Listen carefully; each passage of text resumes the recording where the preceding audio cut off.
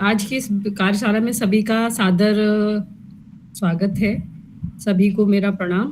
मैं डॉक्टर रवि, वरिष्ठ अनुवादक, भारतीय रेलवे, और आपका इस मंच पर और अपने इस कार्यक्रम में हार्दिक स्वागत, अभिनंदन करती हूँ। और हमारी आज की इस 88वीं कार्यशाला में आप सभी का एक बार पुनः हार्दिक स्वागत है। और इसी के साथ मैं, जैसा कि आप सभी जानते हैं, आज की जो वक्ता हैं हमारी, वो पहले भी हमारे मंच पर एक बार अपना व्याख्यान दे चुकी हैं। एक बार पुनः उनकी उपस्थिति के लिए हम उनका हार्दिक धन्यवाद करते हैं कि आपने इतने कीमती समय से अपना समय चुराकर हमारे लिए निकाला। ये बहुत हमारे लिए गर्व की बात है। आपको सुनना बेहद ज्ञानवर्धक होता है मैम, क्योंकि व्यक्तिगत रूप से भी मैं आपको से मिली हूँ, जानती हूँ और आपको पढ़ती और देखती सुनती रहती हूँ। तो मुझे बड़ा अच्छा लगा कि आज हमारे वक्ता एक बड़े अंतर्राष्ट्रीय विश्वविद्यालय की आचार्य हैं। आपको एक बार पुनः हार्दिक स्वागत। इसके साथ ही मैं अपनी इस कार्यशाला का प्रारंभ करती हूँ। और जैसा कि हमारे मंच की गरिमा है, आप किसी परिचय की मोहताज नहीं हैं। फिर मंच की गरिमा है तो मैं एक आपका संक्षिप्त परिचय मंच के सम्मुख रखना चाहूँगी, क्योंकि यहाँ जो हमारे अध्येता जुड़ते हैं उनके लिए आपका जो परिचय है वो अति आवश्यक है कि वो जाने। हमारे वक्ता बहुत अंतर्राष्ट्रीय स्तर के और ज्ञानवर्धक कार्यक्रम लेकर आते हैं हमारे लिए। तो मैं आपका परिचय रखने पटल के सम्मुख एक संक्षिप्त परिचय रखती हूँ। जैसा कि आप सभी जानते हैं महोदया, आप महात्मा गांधी अंतर्राष्ट्रीय हिंदी विश्वविद्यालय वर्धा में सहायक प्राचार्य के पद पर कार्यरत हैं। आप भाषा प्रौद्योगिकी एवं भाषा अभियांत्रिकी विभाग में हैं। आपने अंतर्राष्ट्रीय विश्वविद्यालय वर्धा से ही भाषा इंजीनियरिंग विषय में पीएचडी प्राप्त की है। आप वहीं पर वर्तमान में अपनी सेवाएं दे रही हैं। आपकी वाक प्रौद्योगिकी एवं मशीन लर्निंग तथा एआई विषयों पर अनेक पुस्तकें प्रकाशित हैं। आप ICSSR एवं उसके द्वारा भाषा शिक्षण पर अनेक कार्यक्रमों का निर्माण आप कर चुकी हैं। आप इसके भाषा प्रौद्योगिकी संस्थानों के संसाधनों के निर्माण से संबंधित परियोजना की निर्देशक भी हैं। आपने एआई, मशीन लर्निंग, प्राकृतिक भाषा संसाधन, साइबर सुरक्षा जैसे विषयों में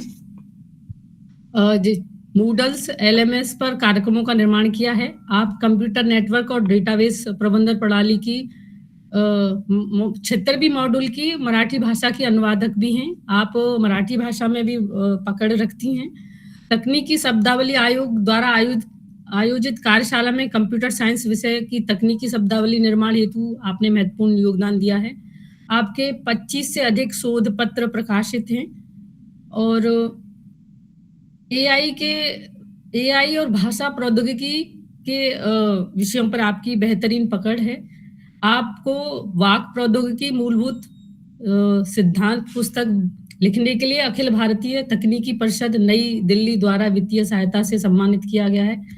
आपने विश्व हिंदी सम्मेलन मॉरिशस में विदेश मंत्रालय भारत सरकार द्वारा नामित सदस्य के रूप में सक्रिय भूमिका का निर्वहन किया है।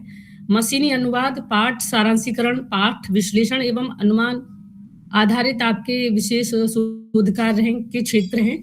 इसी के साथ मैं अपनी आज की वक्ता आदरणीय हर्षलता पेडकर मैडम को मंच पर आमंत्रित करती हूँ और अपने व्याख्यान से आप हमारे मंच को सुशोभित करें।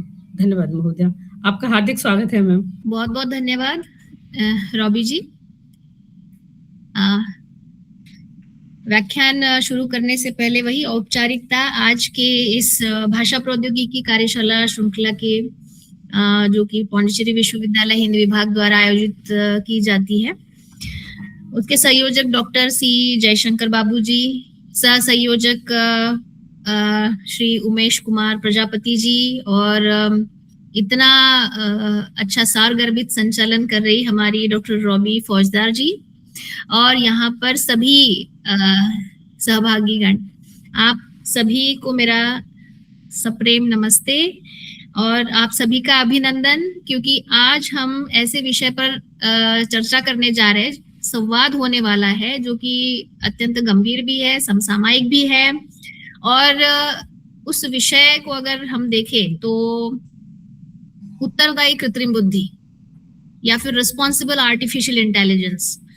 तो यहाँ इस व्याख्यान की शुरुआत कोई आर्टिफिशियल इंटेलिजेंस की व्याख्या है या फिर रिस्पॉन्सिबिलिटी क्या होती है या एथिक्स क्या होते हैं, इस तरीके के जो डेफिनेशंस है उससे न करते हुए मैं एक छोटे से सवाल से इस संवाद की शुरुआत करना चाहूंगी कि आप सभी लोगों ने एआई का उपयोग किया है क्या?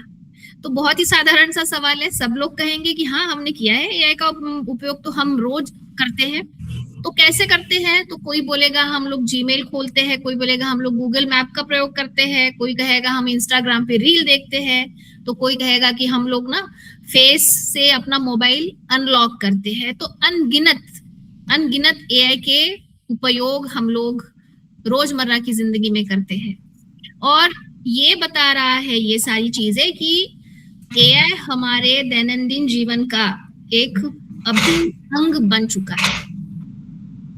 अब ये जो अभिन्न अंग बन चुका हुआ है तो ये बुद्धिमान है, इसलिए हम लोग उसका उपयोग कर रहे हैं। अब अगर बुद्धिमान अगर है वो, तो क्या उस पर पूरी तरीके से भरोसा किया जा सकता है क्या?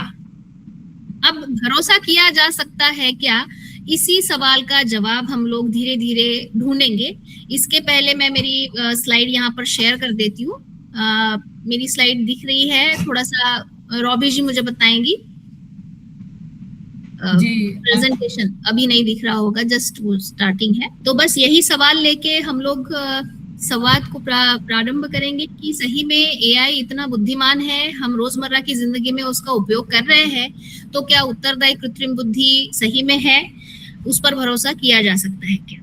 तो धीरे धीरे जैसे कि बताया मैंने, एआई बहुत पहले समाज का हमारा जो अब ये जो तकनीक है एआई हमारे समाज का आज अभिन्न अंग बन चुका है।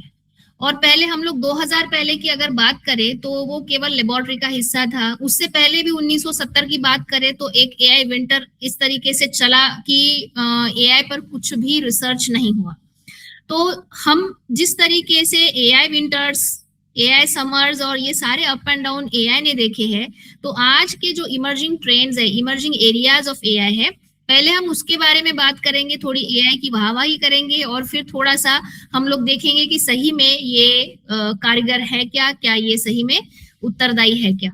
तो एआई के जितने भी उभरते क्षेत्र हैं उसमें से मैं सबसे प्रथम स्वास्थ्य सेवा का क्षेत्र इसका जरूर उल्लेख करना चाहूंगी, क्योंकि आज पर्सनलाइज मेडिसिन हो या फिर प्रेडिक्टिव डायग्नोसिस हो या फिर चिकित्सा इमेजिंग हो, कोई भी क्षेत्र लीजिए, एआई इसमें अपना काम बहुत अच्छे से कर रहा है।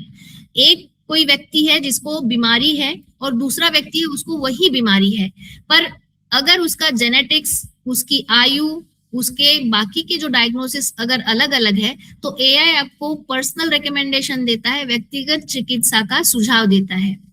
यदि कोई व्यक्ति के हिस्ट्री में कई सारी कैरेक्टरिस्टिक्स है तो हम उस आधार पर ये संभावना लगा सकते हैं कि भैया इसको डायबिटीज हो सकता है या फिर हार्ट की बीमारी हो सकती है क्या। अगर ये संभावना है, ये भविष्यवाणी है, प्रेडिक्शंस है, तो ऐसे इसमें बहुत पहले से ही वो व्यक्ति अपने बीमारी का इलाज शुरू कर सकता है।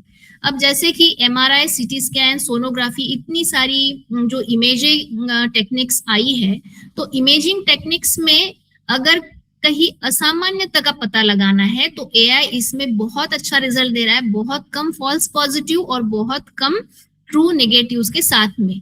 और ये जो असामान्यताएं है वो किसी भी डॉक्टर के लिए एक डायग्नोसिस करने के लिए बहुत महत्वपूर्ण होती है। तो यहाँ पे एक तो बात है कि एआई बहुत अच्छे से स्वास्थ्य सेवा में काम कर रहा है, पर डॉक्टर का वो विकल्प नहीं है, ये भी यहाँ जानना जरूरी है। अब दूसरा इमर्जिंग एरिया देखेंगे उसका कि ऑटोनॉमस व्हीकल है या फिर नेचुरल लैंग्वेज प्रोसेसिंग, प्राकृतिक भाषा प्रसंस्करण हम जिसे बोलते हैं। तो ऑटोनॉमस व्हीकल में जैसे स्वचालित ब्रेकिंग हो गया, लेन कीपिंग हो गया, ऐसी कई सारी ड्राइवर की सहायता प्रणालियों का हम लोग उल्लेख कर सकते हैं जिसमें बहुत ज्यादा सुधार हुआ है। तो एक ऐसा इमेजिन कीजिए कि मुझे वर्धा से पुदुचेरी जाना है और वो भी बढ़िया से ऑटोनॉमस व्हीकल में, मतलब बिल्कुल ड्राइवरलेस कार है। तो ड्राइवरलेस कार में जाना किसको पसंद आएगा? तो आप में से बहुत सारे लोग रॉबी जी, मैं आपको पूछना चाहूंगी कि आप सही में ड्राइवरलेस कार में वर्धा से या नागपुर से पुदुचेरी जाना चाहेगी? तो जो भी जवाब होगा, एक तो हाँ होगा या ना होगा। कोई बोलेगा हाँ हम जाना चाहेंगे, कोई बोलेगा नहीं हम लोग अभी बहुत ज्यादा भरोसा नहीं कर सकते, हम नहीं जाना चाहेंगे। तो ये भरोसा क्या है, क्यों लोग नहीं जाना चाहेंगे? तो ये सारे सवाल धीरे धीरे जवाब में कन्वर्ट हो जाएंगे। वैसे ही हमारे पास में कई सारे प्राकृतिक भाषा के मॉडल है, जिसमें कि चैट जीपीटी बहुत हम लोग रोजमर्रा यूज कर रहे हैं, जेमिनाई है, परप्लेक्सिटी है, क्लूड है, इतने सारे, इवन गूगल ट्रांसलेटर भी है। और वो भाषा को बहुत अच्छे से समझते हैं, बहुत अच्छे से इंटरप्रेट करते हैं, और आपको जो भी आप पूछते हैं उसका वो उत्तर देते हैं। तो कभी ऐसा भी हुआ है कि इन भाषाई मॉडलों ने, इन लार्ज लैंग्वेज मॉडल्स ने कई बार हेल्यूसिनेशंस भी क्रिएट किए हैं, कई बार गलत जवाब भी दिए हैं। और गलत जवाब भी कैसे दिए हैं बताइए? बहुत आत्मविश्वास के साथ में, बहुत अच्छे से कि हाँ ये सच है, ये ऐसा ऐसा होता है। तो इस तरीके के हेल्यूसिनेशंस भी ये सारे मॉडल्स क्रिएट कर रहे हैं। तो ये सब क्रिएट कर रहे हैं, कुछ गलतियां भी हो रही, तो ये क्यों हो रही है, इसका भी हमें जवाब ढूंढना है। तो आगे का और एक उभरता क्षेत्र हम लोग देखते हैं एआई का, कि एज एआई। अब यूजुअली जब एआई की बात करते हैं तो बहुत ज्यादा हमारे पास में कंप्यूटिंग रिसोर्सेस चाहिए होते हैं।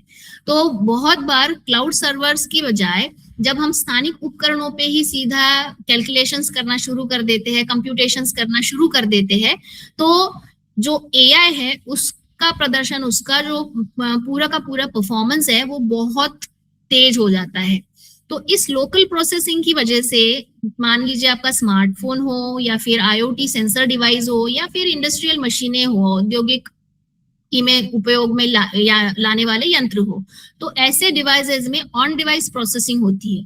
और ऑन डिवाइस प्रोसेसिंग की वजह से जो लेटेंसी या विलंबता है वो बहुत कम हो जाती है, और जो रियल टाइम रिजल्ट हमें मिलने हैं वो तुरंत भी देने में ऐसी जो तकनीक है, एज एआई जैसी तकनीक सक्षम है।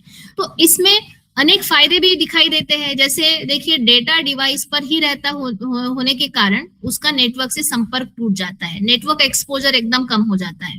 और इस कारण से नेटवर्क एक्सपोजर कम होने के कारण जितनी भी संवेदनशील जानकारी है, मान लीजिए गोपनीय भी जानकारी है, तो वो गोपनीय जानकारी आपके डिवाइस को छोड़ के नहीं जाती है। तो स्वाभाविक तरीके से इस तरीके की टेक्निक सुरक्षा भी प्रदान करती है। तो सुरक्षा प्रदान करती है, बहुत स्पीड भी देती है। ये सारे जितने भी हमने एआई के जो उभरते क्षेत्र है, उभरती इमर्जिंग टेक्निक्स है, तो इसके बारे में हमने चर्चा की, एक ओवरऑल ब्रीफिंग लिया। तो ऐसे उभरते क्षेत्र की क्या वजह है, क्यों एआई इतने तेजी से बढ़ रहा है, एआई की ये एआई प्रौद्योगिकी ये प्रगति क्यों हो रही है, उसके दो कारण है। दो कारण ये है कि आज के डेट में एल्गोरिदम्स बहुत अच्छा परफॉर्म कर रहे हैं। एल्गोरिदम्स बहुत अच्छा जो परफॉर्म कर रहे हैं उसमें से कुछ नाम ऐसे है कि डीप लर्निंग एल्गोरिदम्स है, रीइंफोर्समेंट लर्निंग है, और जनरेटिव एआई मॉडल्स है, जिसमें निरंतर विकास हो रहा है, जिसमें कि बार बार अपग्रेडेशंस हो रहे हैं, बार बार उसका टेस्टिंग हो रहा है, और पैरामीटर्स को ट्यून किया जा रहा है, और बहुत अच्छे एल्गोरिदम्स अभी आज हमारे पास है। साथ ही में दूसरी बात ये है कि कंप्यूटेशनल पावर, जब जीपीयू और टीपीयू सहित हार्डवेयर की क्षमताओं में वृद्धि हमें दिखाई दे रही है, तो जितने जटिल मॉडल आज हम लोग तैयार कर रहे हैं, जितना जटिल एल्गोरिदम है, उस जटिल एल्गोरिदम को सहने की शक्ति उन्हीं जीपीयूज और टीपीयू जैसे बड़े स्पीड वाले वो हार्डवेयर्स में, अच्छी स्पीड वाले हार्डवेयर्स में है। तो तेज प्रोसेसिंग के लिए ये जाने जाते हैं। तो कंप्यूटेशनल पावर भी हमारे पास में है। तो दो ये कारक ऐसे हैं कि जो एआई के क्षेत्र में जो प्रगति हो रही है उसको बढ़ाने के लिए सबसे बड़ा कारण बन गए हैं। एकदम जिसे बोलते हैं स्विफ्ट चेंजेस हो रहे हैं एआई की फील्ड में।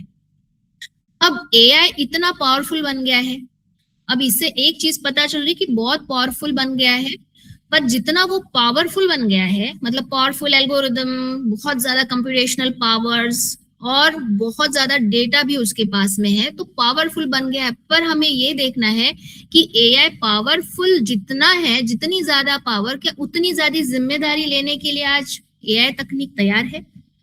क्या वो उत्तरदायित्व लेने के लिए तैयार है?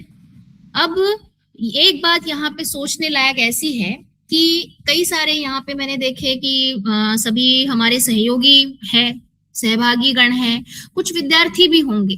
तो जो विद्यार्थी है वो कल के एआई इंजीनियर्स बनेंगे, कोई शोधकर्ता बनेंगे, तो कोई नीति निर्माता बनेंगे। अब ये जितने भी रोल्स हैं, उनके जो जो जो भूमिका उन्होंने निभानी है, ऐसे में एआई मॉडल को अगर एक्यूरेट बनाना है, तो उसके साथ साथ एक चीज और भी मनोज देखनी है, भरवाड़ी की मेरी तरफ से प्रणाम। हमें ये भी देखना है कि एआई मॉडल्स एक्यूरेट तो बनने हैं, पर साथ में ही वो निष्पक्ष भी बनने हैं, उत्तरदायी भी बनने हैं, और साथ ही में सुरक्षित भी होने चाहिए। तो ये सारे पैरामीटर्स एआई में कैसे आएंगे और एआई में न आने के क्या कारण है, इसको हम लोग धीरे धीरे ढूंढने की यहाँ पे कोशिश करते हैं। तो देखिए, पुनः मैं यहाँ दोहराती हूँ कि दैनंदिन जीवन में जितने भी उपयोग में लाने वाले एआई है, वो बहुत ज्यादा, जो यहाँ लिस्टिंग दी गई है, गूगल मैप्स है, इंस्टाग्राम है, व्हाट्सएप, यूट्यूब, फेस अनलॉक है, चैट जीपीटी, जीमेल या फिर अमेजॉन। तो ये सारे जो उपयोग में आने वाले एआई है, उसमें कई सारे रहस्य भी छुपे हुए हैं। तो ऐसा है कि सबसे पहले हम देखते हैं कि चैट जीपीटी का उपयोग हम लोग करते तो है, पहले भी हम लोग चर्चा कर चुके हैं। तो चैट जीपीटी का उपयोग किसने किया? सबने किया है। किसने चैट जीपीटी को गलत उत्तर आपको मिला है उसके द्वारा? हाँ, मिला है कभी कभी। पर यदि आप सोचिए कि चैट जीपीटी अगर गलत चिकित्सकीय सलाह देता है और उसके कारण, उस गलत सलाह के कारण किसी की मृत्यु हो जाती है, तो इसका जिम्मेदार कौन है, उसका उत्तरदायी कौन है? तो ये हमें देखना है, ये हमें ढूंढना है। दूसरा एक उदाहरण लेते हैं गूगल मैप्स का। अब आप हमेशा गूगल मैप्स खोलते हैं, बहुत बार देखते हैं कि यहाँ पर हमें जाना है, तो आप टाइप करते हैं हमें यहाँ जाना है इस डेस्टिनेशन पे, तो गूगल मैप्स कई बार ऑप्शंस भी दे देता है। ऐसा ही कुछ नेविगेशन मैप ओपन करने पर दो रास्तों का सुझाव मिलता है कि एक 10 मिनट का है और दूसरा 20 मिनट का है। अब कोई भी व्यक्ति जो यहाँ पर उपस्थित है वो 10 मिनट का ही रास्ता चुनेगा। 10 मिनट वाला, क्योंकि समय की बचत है, पेट्रोल की बचत है, और 10 मिनट में वो 10 मिनट वाला रास्ता चुनने के बाद थोड़ी दूरी पर ये पता चलता है कि ए रास्ते पर पूरी बाढ़ आ गई है, बाढ़ के कारण वो अवरुद्ध है। अब ऐसी स्थिति में आपका जो डिसीजन है वो डिसीजन गलत हो गया, पर फिर भी हमें देखना है कि इसमें उत्तरदायी कौन है।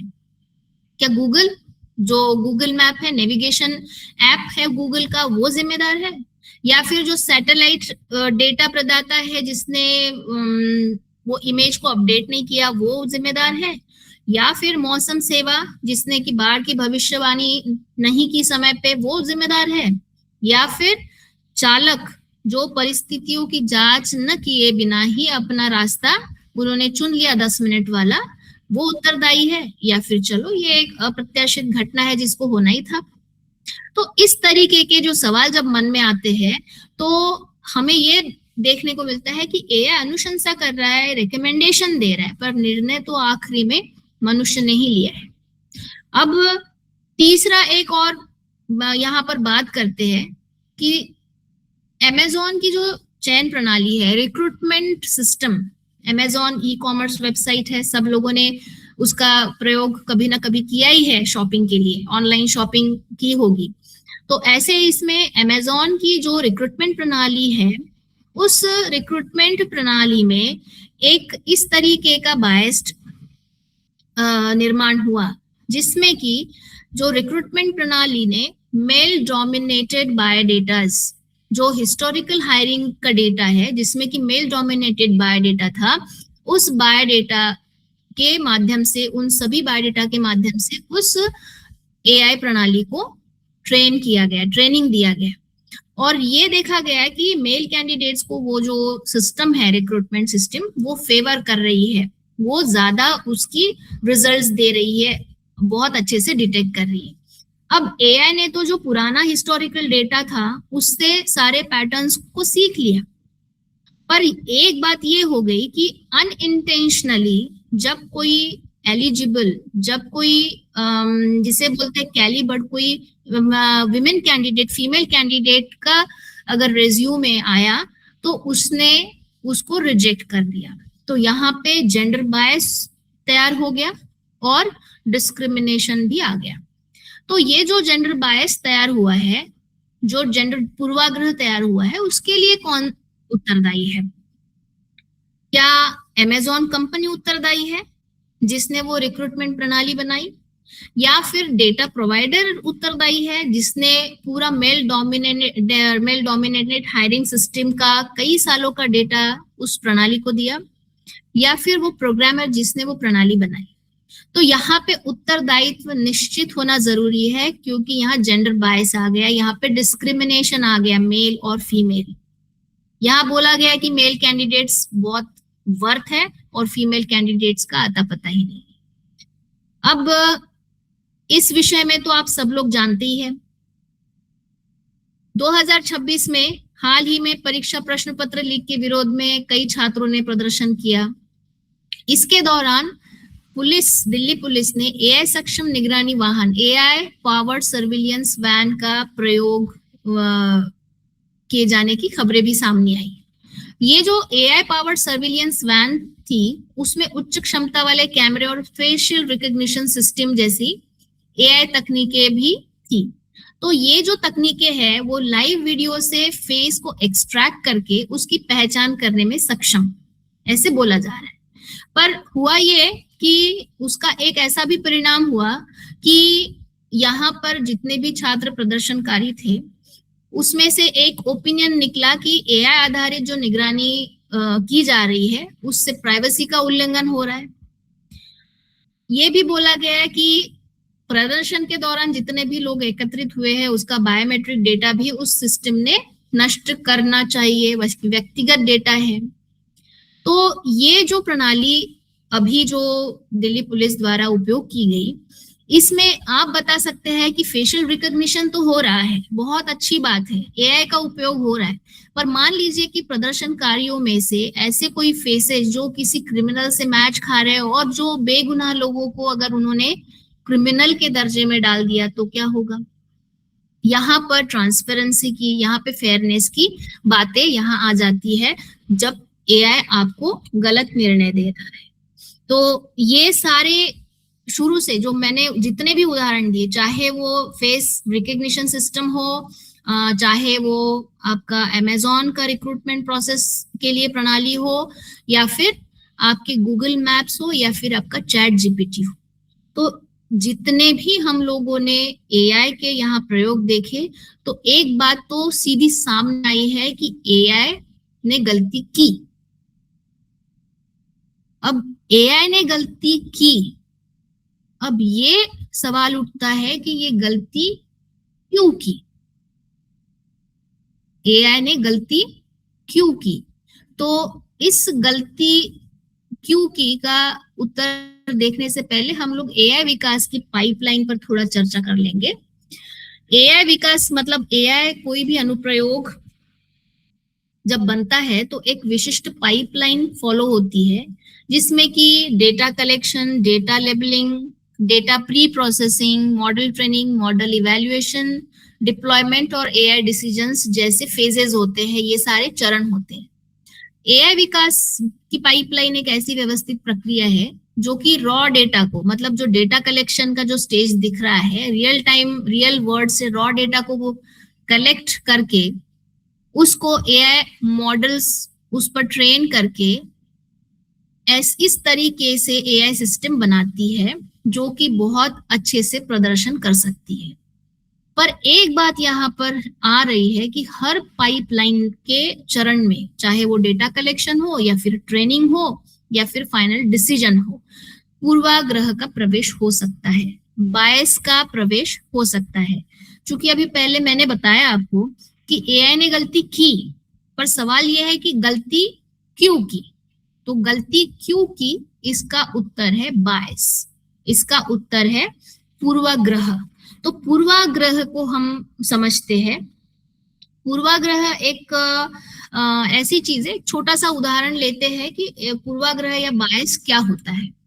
मान लीजिए कि एक छोटा बच्चा है, उसको आपने लाल रंग की गेंद खेलने को दी, आपने कभी भी उसको नीले पीले काले कलर की गेंद नहीं दी, वो हमेशा लाल रंग के गेंद से खेलता रहा, और अब वो ये सीख गया कि लाल रंग मतलब गेंद। अब ये जो उसकी समझ है, वो समझ जो विकसित हुई है, वो इस आधार पे हुई है कि उसको उतनी ही जानकारी दी गई।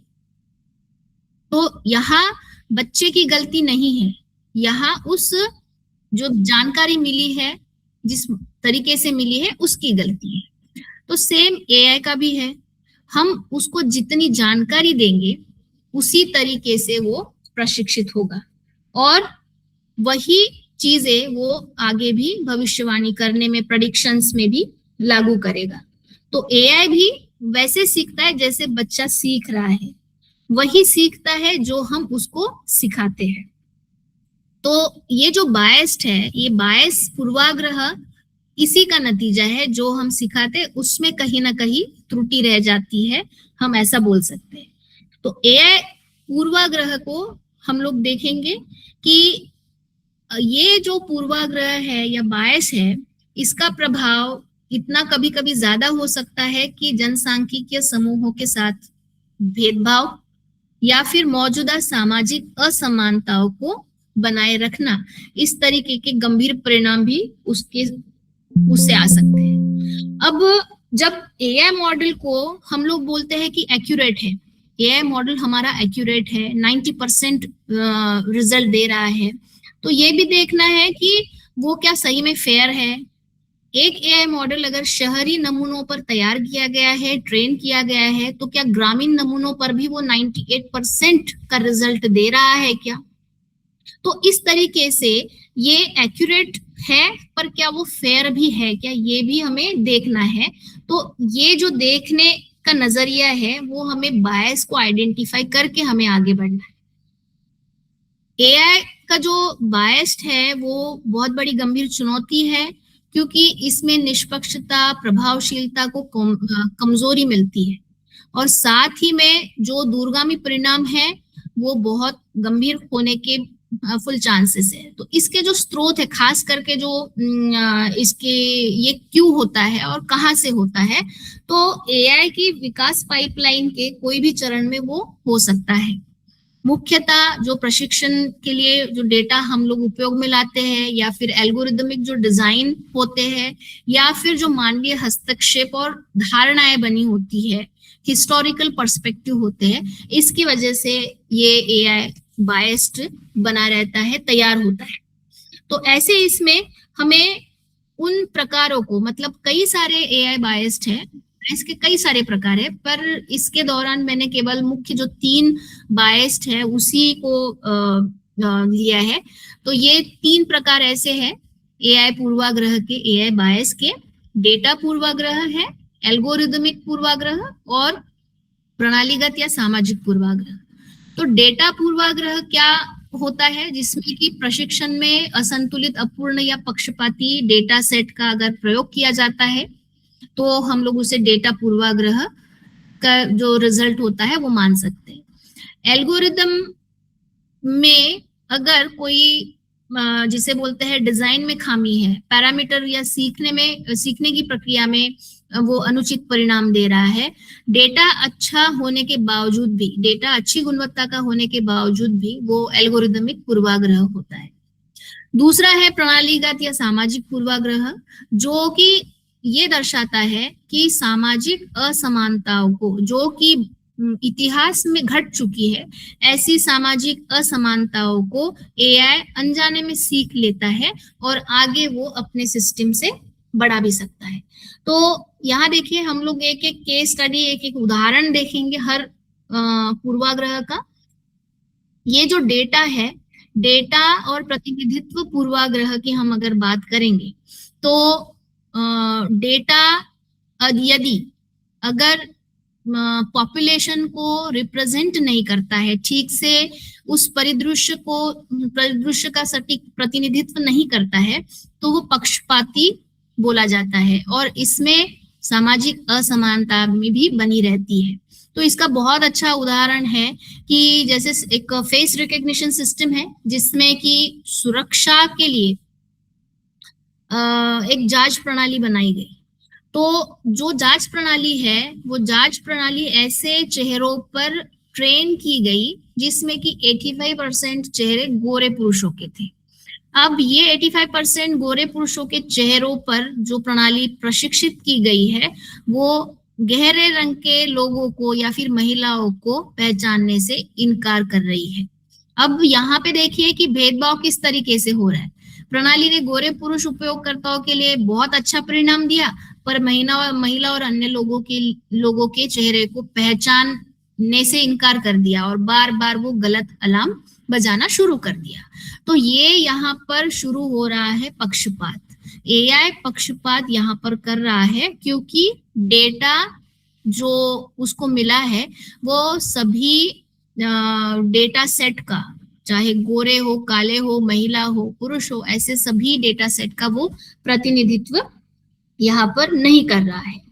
अब देखिए कि जैसे हम बोलते हैं ना डेटा, तो डेटा ही सब कुछ नहीं है।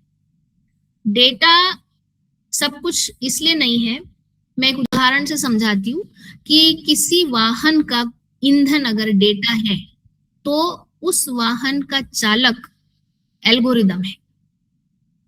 अब ईंधन भले ही बहुत अच्छा हो, बहुत सटीक हो, परफेक्ट हो, प्योर हो, मतलब डेटा बहुत अच्छा हो, पर यदि अगर वाहन चालक ने उस वाहन को गलत दिशा में मोड़ा, गलत दिशा में चलाया, तो आप जान रहे हैं कि दुर्घटना पक्की है।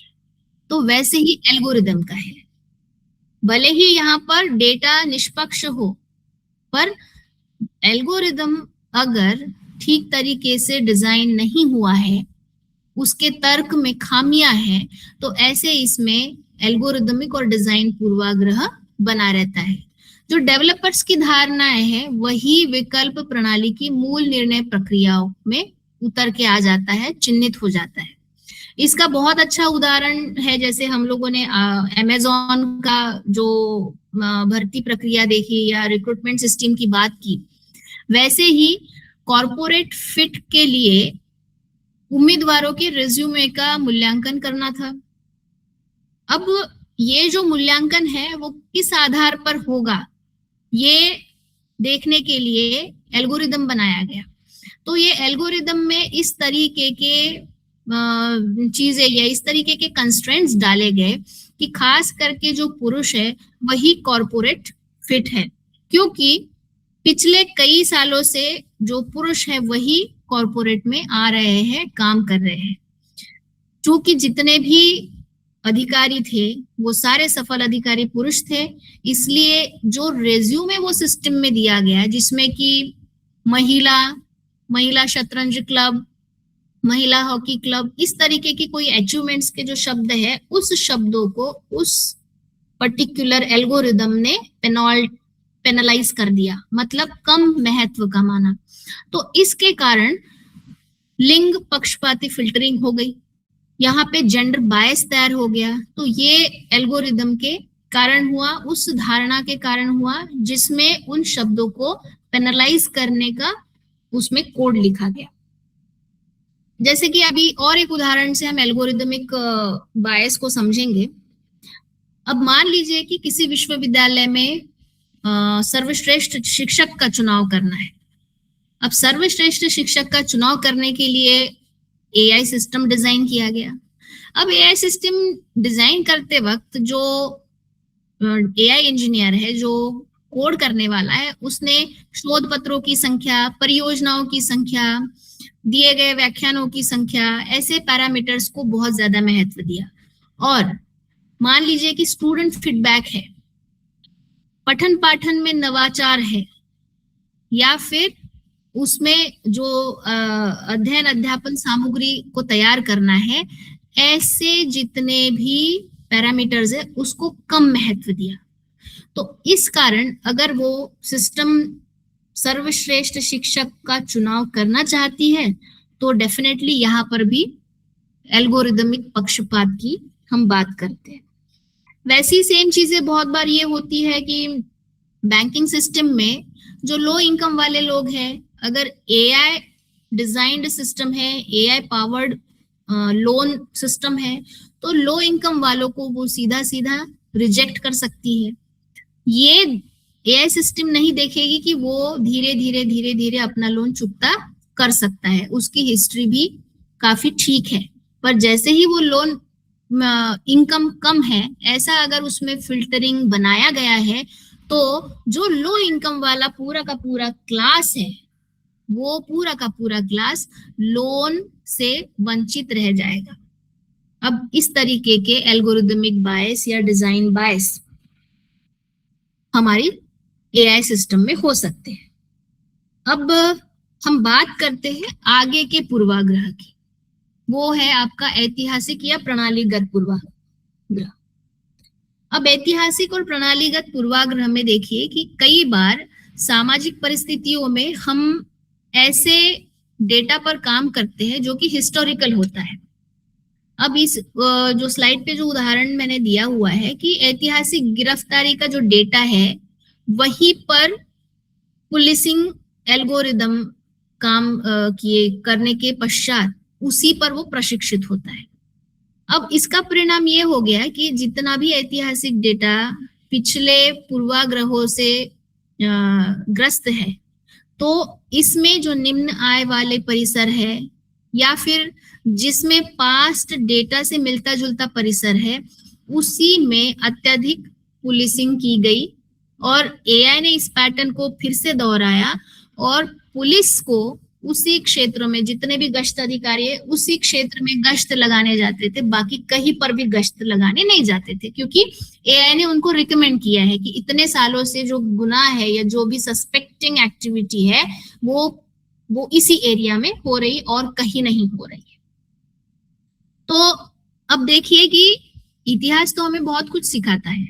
मैं एक्चुअली हमेशा मेरे स्टूडेंट्स को बोलती हूँ कि एआई भविष्यवाणी नहीं करता है, वो इतिहास से सीखता है और यही कारण है कि बार बार हिस्टोरिकल बायस्ड या हिस्टोरिकल पूर्वाग्रह जन्म लेता है और इसी कारण से जो नए गुनाह या अपराध उभर के आ रहे हैं, नए एरियाज उसमें उभर के आ रहे हैं, वो भी पुलिसिंग की नजर से निकल जाते हैं। इस तरीके का भी जिसे हम बोलेंगे पूर्वाग्रह है। तो जो एआई गलतियां कर रहा है वो गलतियां करने के पीछे कारण है बायस, और बायस में जो हमने प्रकार देखे, डेटा बायस भी हो सकता है, हिस्टोरिकल बायस भी हो सकता है और एल्गोरिदमिक बायस भी हो सकता है। और वही कारण है जहां पर डेटा, एल्गोरिदम और हिस्टोरिकल आपका डेटा या सिस्टमैटिक बायस के कारण जो एआई है वो आपको गलत उत्तर दे रहा है। तो ये गलत उत्तर जब देता है तो हमें ये देखना है कि हम इसे पूरा कंप्लीटली कम नहीं कर सकते, पर इसे हम लोग किसी हद तक कम कर सकते हैं। तो यही बात आती है जब हम कम करने की बात करते हैं, इस बायस को, इस त्रुटि को, इस पूर्वाग्रह को कम करने की बात करते हैं, तो तब आता है हमारा उत्तरदायी आर्टिफिशियल इंटेलिजेंस। उत्तरदायी आर्टिफिशियल इंटेलिजेंस एक ऐसी प्रणालियां विकसित करता है जिसमें कि निष्पक्ष, पारदर्शी और जवाबदेही जैसे गुणों की, जैसे सिद्धांतों की प्रतिबद्धता हो, और साथ ही में इतना ही नहीं, मानवता को लाभ पहुंचाने के लिए, मार्गदर्शन करने के लिए और संभावित जितनी भी जोखिमें है उसको वो कम करने के हिसाब से वो डिजाइन किया जाता है। तो जितने एआई के, उत्तरदायी एआई के जितने भी सिद्धांत है, वो सिद्धांत में सबसे पहला है फेयरनेस। एआई एक्यूरेट होना एक अलग बात है, पर साथ ही में उत्तरदायी एआई को निष्पक्ष भी होना आवश्यक है। Fairness is must. तो ऐसे इसमें ये सुनिश्चित करना पड़ेगा कि एआई प्रणालियां सभी व्यक्तियों और समूहों के साथ बिना किसी पूर्वाग्रह के या बिना किसी भेदभाव के समान व्यवहार करे, चाहे वो व्यक्ति किसी जाति का हो, लिंग का हो, किसी आर्थिक परिस्थिति से हो या किसी भी भाषा से हो। तो यहाँ पर फेयरनेस की अकाउंटेबिलिटी, फेयरनेस होना जरूरी है। ये फेयरनेस अगर एआई सिस्टम सुनिश्चित करता है तो हम कहेंगे कि वो केवल एआई नहीं है, वो रिस्पॉन्सिबल एआई है, उत्तरदायी एआई है। दूसरा उत्तरदायी एआई का सिद्धांत है ट्रांसपेरेंसी, पारदर्शिता। जब एआई निर्णय प्रक्रियाओं में मनुष्यों के लिए समझने योग्य या फिर व्याख्या करने योग्य वो बना सकता है तो हम उसे कहेंगे पारदर्शिता। जैसे कि अभी मैंने एक लोन एआई एप्लीकेशन का उदाहरण दिया कि लोन रिजेक्टेड अगर आपको मिल जाता है, ये मैसेज मिल जाता है कि your loan application is rejected, तो एआई सिस्टम जो कि लोन के लिए बनाई गई एआई सिस्टम है वो इतनी पारदर्शी हो कि लोन क्यों रिजेक्ट किया गया उसके कारणों के साथ वो व्यक्ति को बताए। इतनी पारदर्शिता उस प्रणाली में होनी चाहिए। तो उत्तरदायी एआई तभी होगा जब उसमें पारदर्शिता होगी और वो किस निर्णय के आधार पर रिजेक्ट किया गया, कौन से पैरामीटर्स आंके गए, ये सारी चीजें उस पारदर्शिता का भाग होना चाहिए जिससे व्यक्ति को पता चले कि लोन मेरा इस कारण से रिजेक्ट हुआ है। तीसरा सिद्धांत उत्तरदायी एआई का ये है कि आपको एआई के कार्यों या फिर परिणामों या फिर संभावित प्रभाव के लिए स्पष्ट जिम्मेदारी स्थापित करना, जवाबदेही स्थापित करना, अकाउंटेबिलिटी स्थापित करना। हाल ही में जो हम लोगों ने उदाहरण दिया कि चैट जीपीटी को अगर चिकित्सा से संबंधित सलाह दी जाए, उससे ली जाए और उस सलाह से किसी की मृत्यु हो जाए तो जिम्मेदार कौन? एआई गलती कर रहा है पर गलती को एक्सेप्ट करने वाला तो मनुष्य है। तो इसमें जिम्मेदारी हमेशा किसकी? तो जिम्मेदारी को फिक्स करना है, जवाबदेही अकाउंटेबिलिटी को फिक्स करना है। तो हमेशा जो जिम्मेदारी होती है वो एआई सिस्टम्स बनाने वाले की और एआई सिस्टम्स को उपयोग करने वाले की होनी चाहिए, ये होती है जवाबदेही। तो ये भी आपका उत्तरदायी एआई का एक सिद्धांत है।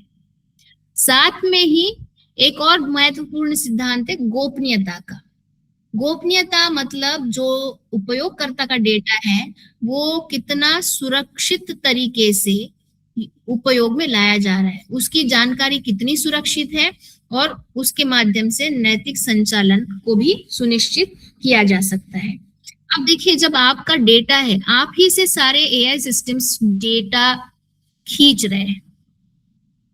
अब ये जो डेटा खींचने वाली बात है, तो एआई डेटा ले रहा है पर आपका डेटा आपकी निजी प्रॉपर्टी है, ये मत भूलिएगा।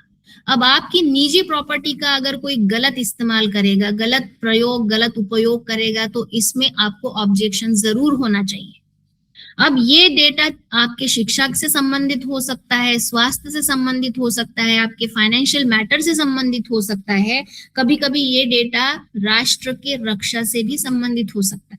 तो ऐसे डेटा के गोपनीयता को प्राथमिकता देते हुए एआई सिस्टम को डिजाइन करना, ये एक उत्तरदायी एआई का महत्वपूर्ण पिलर है। साथ ही में हम देखेंगे अगला सिद्धांत सुरक्षा और विश्वसनीयता का। एआई प्रणालियों को मजबूत, सुरक्षित और बिना किसी नुकसान के इच्छानुसार प्रदर्शन करने के लिए डिजाइन करना मतलब सुरक्षा और विश्वसनीयता है। यदि कोई मान लीजिए एआई मॉडल बनाया, एआई मॉडल बनाने के बाद में साइबर अटैक हुआ उस पर, या फिर उस मॉडल के डेटा में किसी ने छेड़छाड़ कर दी। अब डेटा पे छेड़छाड़ करना या साइबर अटैक होना, इससे ये तो पता चल जाता है कि जो एआई मॉडल अपेक्षित परिणाम देने वाला था वो उस तरीके का परिणाम नहीं दे पाएगा, उसके निर्णय गलत हो सकते हैं। तो हमें ये बात जरूर देखनी है कि उसकी सुरक्षा, मतलब एआई मॉडल की सुरक्षा और विश्वसनीयता भी हमें सुनिश्चित करनी पड़ेगी। जैसे कि मैंने पहले की स्लाइड में कहा, एज एआई, मतलब आपके मोबाइल पर ही सारा डेटा प्रोसेस हो रहा है। आप अपने फेस से उसको अनलॉक कर रहे हैं, तो आपके फेस का जो एआई मॉडल बना हुआ है वो आपके मोबाइल पर है। पर एक बात बताइए कि अगर मोबाइल ही चोरी हो जाए तो चोरी होने के बावजूद भी उसकी जो सुरक्षा है, उस एआई मॉडल की सुरक्षा जिसमें आपका फेस रीड करने का पावर है, वो सुरक्षित रहना चाहिए। तभी जाके आपकी विश्वसनीयता उस ऐसे एआई मॉडल्स में बढ़ेगी और आप एआई का उपयोग खुले दिल से कर पाएंगे, जिसे हम लोग बोलेंगे उत्तरदायी आर्टिफिशियल इंटेलिजेंस, उत्तरदायी कृत्रिम बुद्धि। अब मान लीजिए कि आप में से वही सारे विद्यार्थी कुछ होंगे, कुछ लोग आईटी एंथुजियास्ट होंगे, कुछ नई तकनीकें सीखना चाहते होंगे। तो चलिए कल्पना कीजिए कि आपको गूगल या फिर माइक्रोसॉफ्ट या फिर ओपन एआई जैसी अच्छी कंपनियां, या फिर एआई मतलब भारत का कोई एआई स्टार्टअप, इसमें से किसी ने भी एआई इंजीनियर करके नियुक्त कर दिया। अब एआई इंजीनियर आप नियुक्त हो गए और आपको एक सवाल पूछा गया कि बताइए, रिस्पॉन्सिबल एआई सिस्टम अगर हमें बनानी है, रिस्पॉन्सिबल एआई को सुनिश्चित करना है, तो आप क्या क्या करेंगे? तो आपका उत्तर यही होना चाहिए कि रिस्पॉन्सिबल एआई की एक्यूरेसी के साथ साथ हम उसकी निष्पक्षता, पारदर्शिता, जवाबदेही, गोपनीयता, सुरक्षा, विश्वसनीयता सुनिश्चित करेंगे। इतना ही नहीं, हम डेटा में विविधता लाएंगे और निष्पक्षता लाएंगे।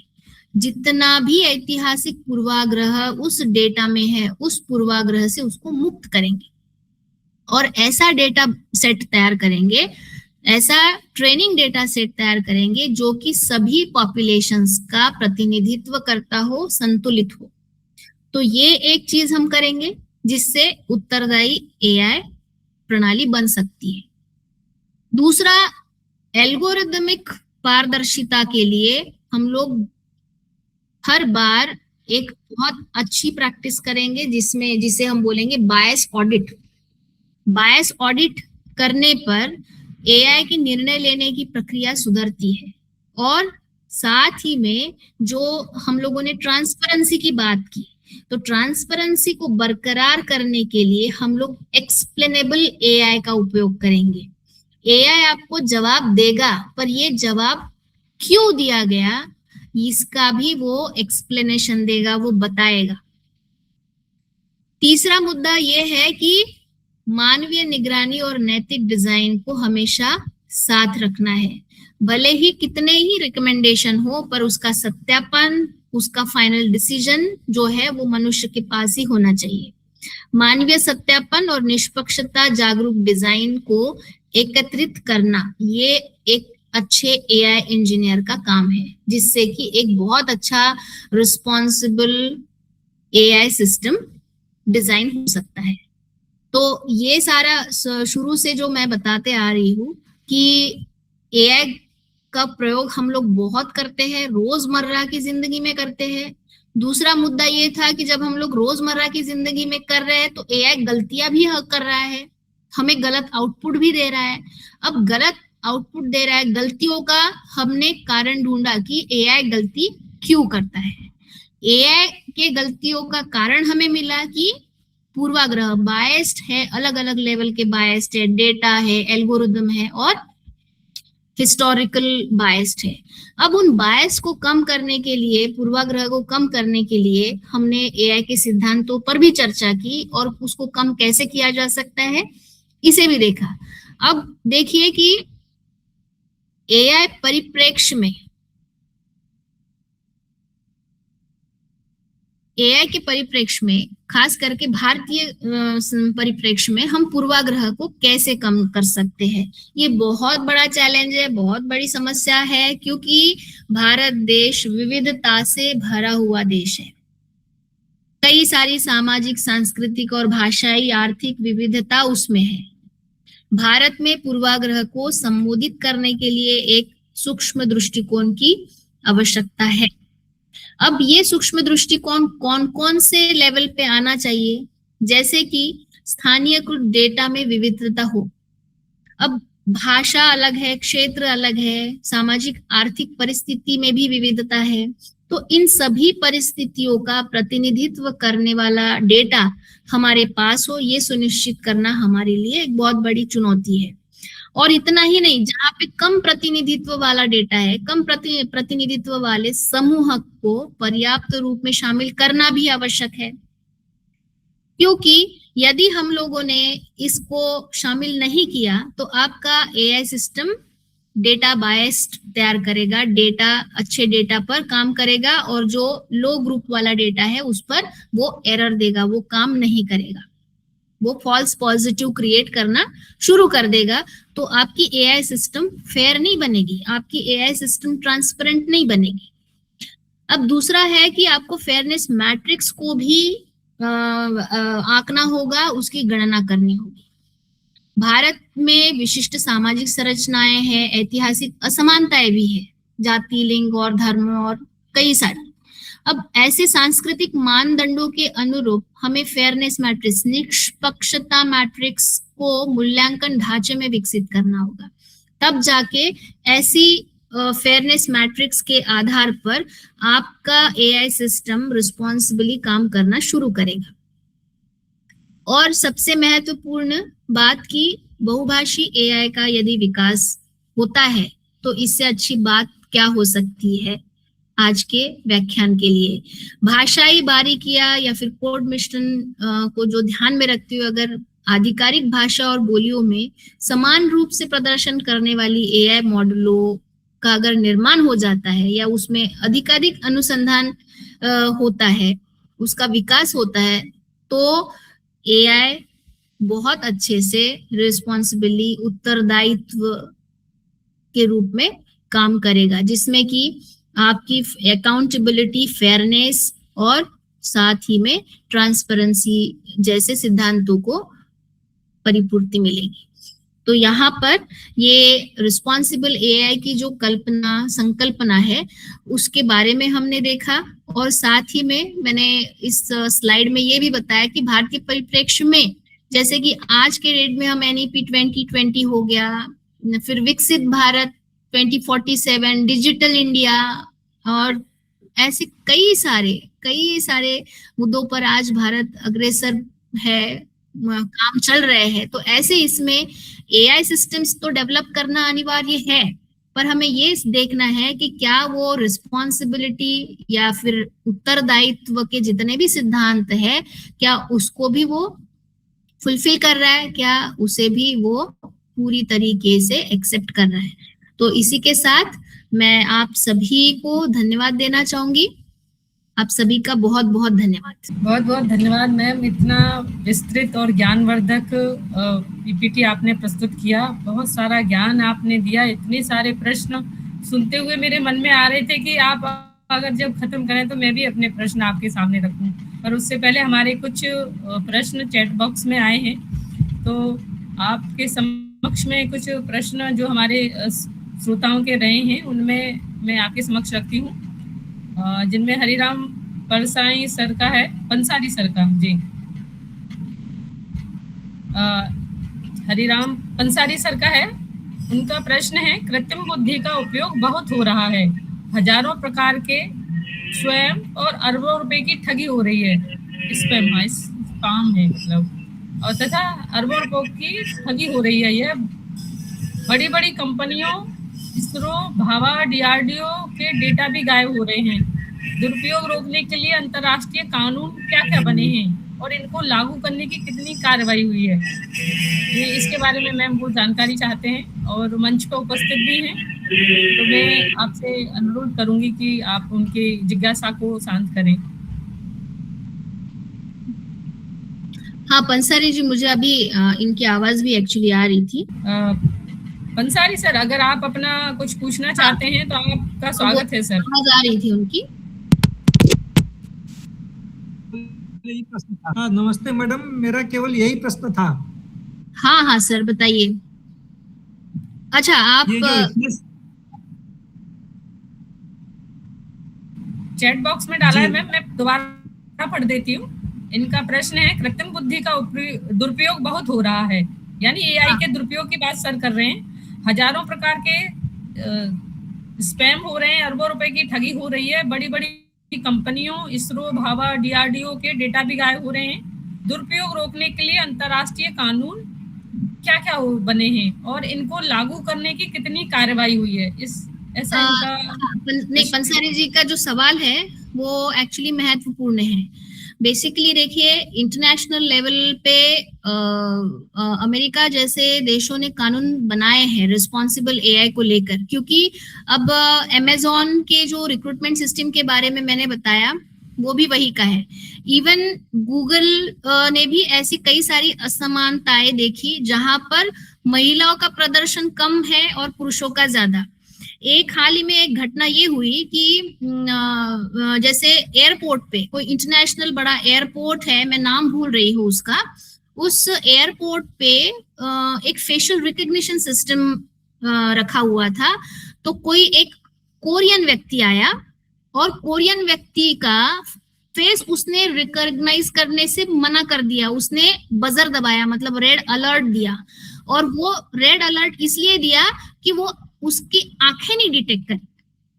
आंखें, कोरियन की आंखें बहुत छोटी होती है ना, कोरियंस की आंखें बहुत छोटी होने के कारण वो फेस रिकॉग्नाइज नहीं कर रहा था। तो इस तरीके के देखिए, एआई सिस्टम तो हमने बना लिए हैं और एआई सिस्टम्स को रिस्पॉन्सिबली काम करने के लिए जैसे जैसे ये बायस्ड डेटा या एल्गोरिदमिक बायस की जानकारी हो रही है, वैसे वैसे लॉज अपग्रेड हो रहे हैं।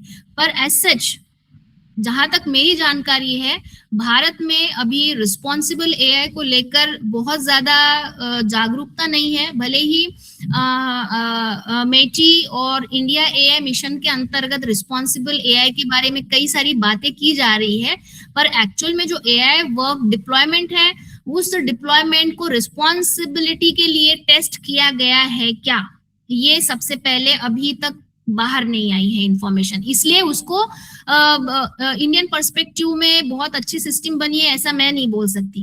क्योंकि जैसे अभी देखिए, मैंने एक उदाहरण दिया था हाल ही में जो प्रदर्शन हुआ दिल्ली में विद्यार्थियों का, उसमें जो एक फेस रिकग्निशन सिस्टम है या फिर सर्विलियंस सिस्टम है, उसको बनाया गया।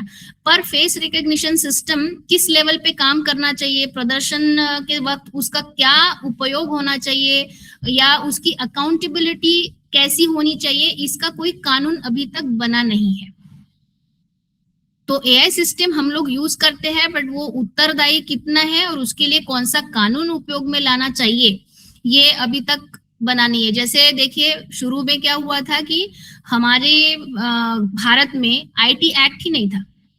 आईटी एक्ट 2001 से आया, आईटी एक्ट 2001 से आया, 2001 अमेंडेड 2002, फिर उसके बाद में उसका अमेंडमेंट फिर से 2008 में हुआ जब दिल्ली पर मुंबई का वो रेलवे स्टेशन पर हमला हुआ। तो ये सारे जो अमेंडमेंट्स है, जैसे जैसी चीजें तकनीकी आई, ये अमेंडमेंट ये हुआ कि साइबर टेररिज्म की वजह से हुआ। साइबर टेररिज्म भी हो सकता है, ये पता ही नहीं था हमें, हमें सिर्फ टेररिज्म पता था।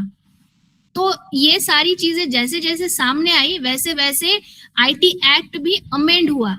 तो मुझे ऐसे लगता है कि अब भारत कभी किसी एक लेवल पे जाके कुछ इंटरनेशनल, क्योंकि आईटी एक्ट हमारा बना है यूएस के आईटी एक्ट के पैरेलल में, उनके जो पैरामीटर्स है वही सारे कई एब्सॉर्ब किए गए। तो कहीं पर भी विदेशों में जितनी भी रिस्पॉन्सिबिलिटी या अकाउंटेबिलिटी की बातें की जाती है बायलॉज में, उसी को लेकर भारत में भी आगे आने वाले दिनों में इस तरीके की एआई सिस्टम की जवाबदेही, एआई सिस्टम की उत्तरदायित्व को लेकर कुछ बायलॉज लॉज बनेंगे, पर अभी तो फिलहाल वो नहीं है। मैंने होपफुली कि आपका कुछ समाधान किया पंसारी। धन्यवाद मैम, मुझे उम्मीद है सर के प्रश्न का जवाब उन्हें मिल चुका होगा। धन्यवाद। और सर हमारे मंच के बहुत सम्मानित श्रोता हैं जो लगातार हमारी बैठकों में जुड़ते हैं, मुझे बहुत ही उनका सहयोग रहता है इस बहुत जिज्ञासु भी है पंसारी जी, बहुत जिज्ञासु भी है। मैंने मुझे बहुत अच्छा लगा और प्रश्न भी बहुत अच्छा था उनका। और ये प्रश्न जो है उसका उत्तर शायद से आगे आने वाले दिनों में हम सबको मिलेगा, पर आज उसका क्लियर उत्तर नहीं है। जी मैम, बिल्कुल इंडियन कोशिश जारी रहेगी। जी जी बिल्कुल इंडियन मैम। पर्सपेक्टिव में नहीं है खास करके। जी जी, धन्यवाद मैम। इसके सिवा एक और प्रश्न आया है विशेष त्रिपाठी जी का। उनका प्रश्न है, भारतीय परिवेश एवं संस्कृति के अनुसार क्या कोई एआई टूल बन रहा हो या इस दिशा में कोई कार्य हो रहा हो?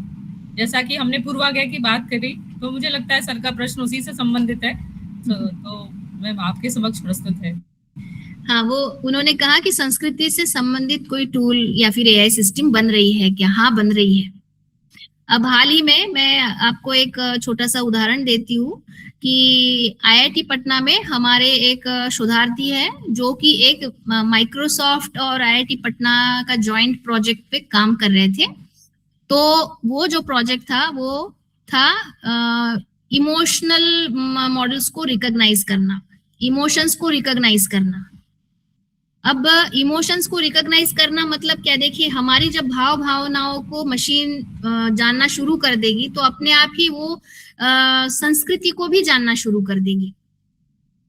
कोई चीज किसी प्रदेश के लिए बहुत महत्वपूर्ण होती है, कोई चीज नहीं होती है। मान लीजिए कि जैसे हमारे महाराष्ट्र में बड़ों के पैर छुए जाते हैं, वही थोड़ा सा नॉर्थ में चले जाइए और मैं अगर किसी के पैर छूती हूँ तो बोलते हैं कि नहीं, बेटियां पैर नहीं छूती है। हमारे यहाँ बेटियां पैर नहीं छूती है। तो देखिए, ये कल्चर है ना।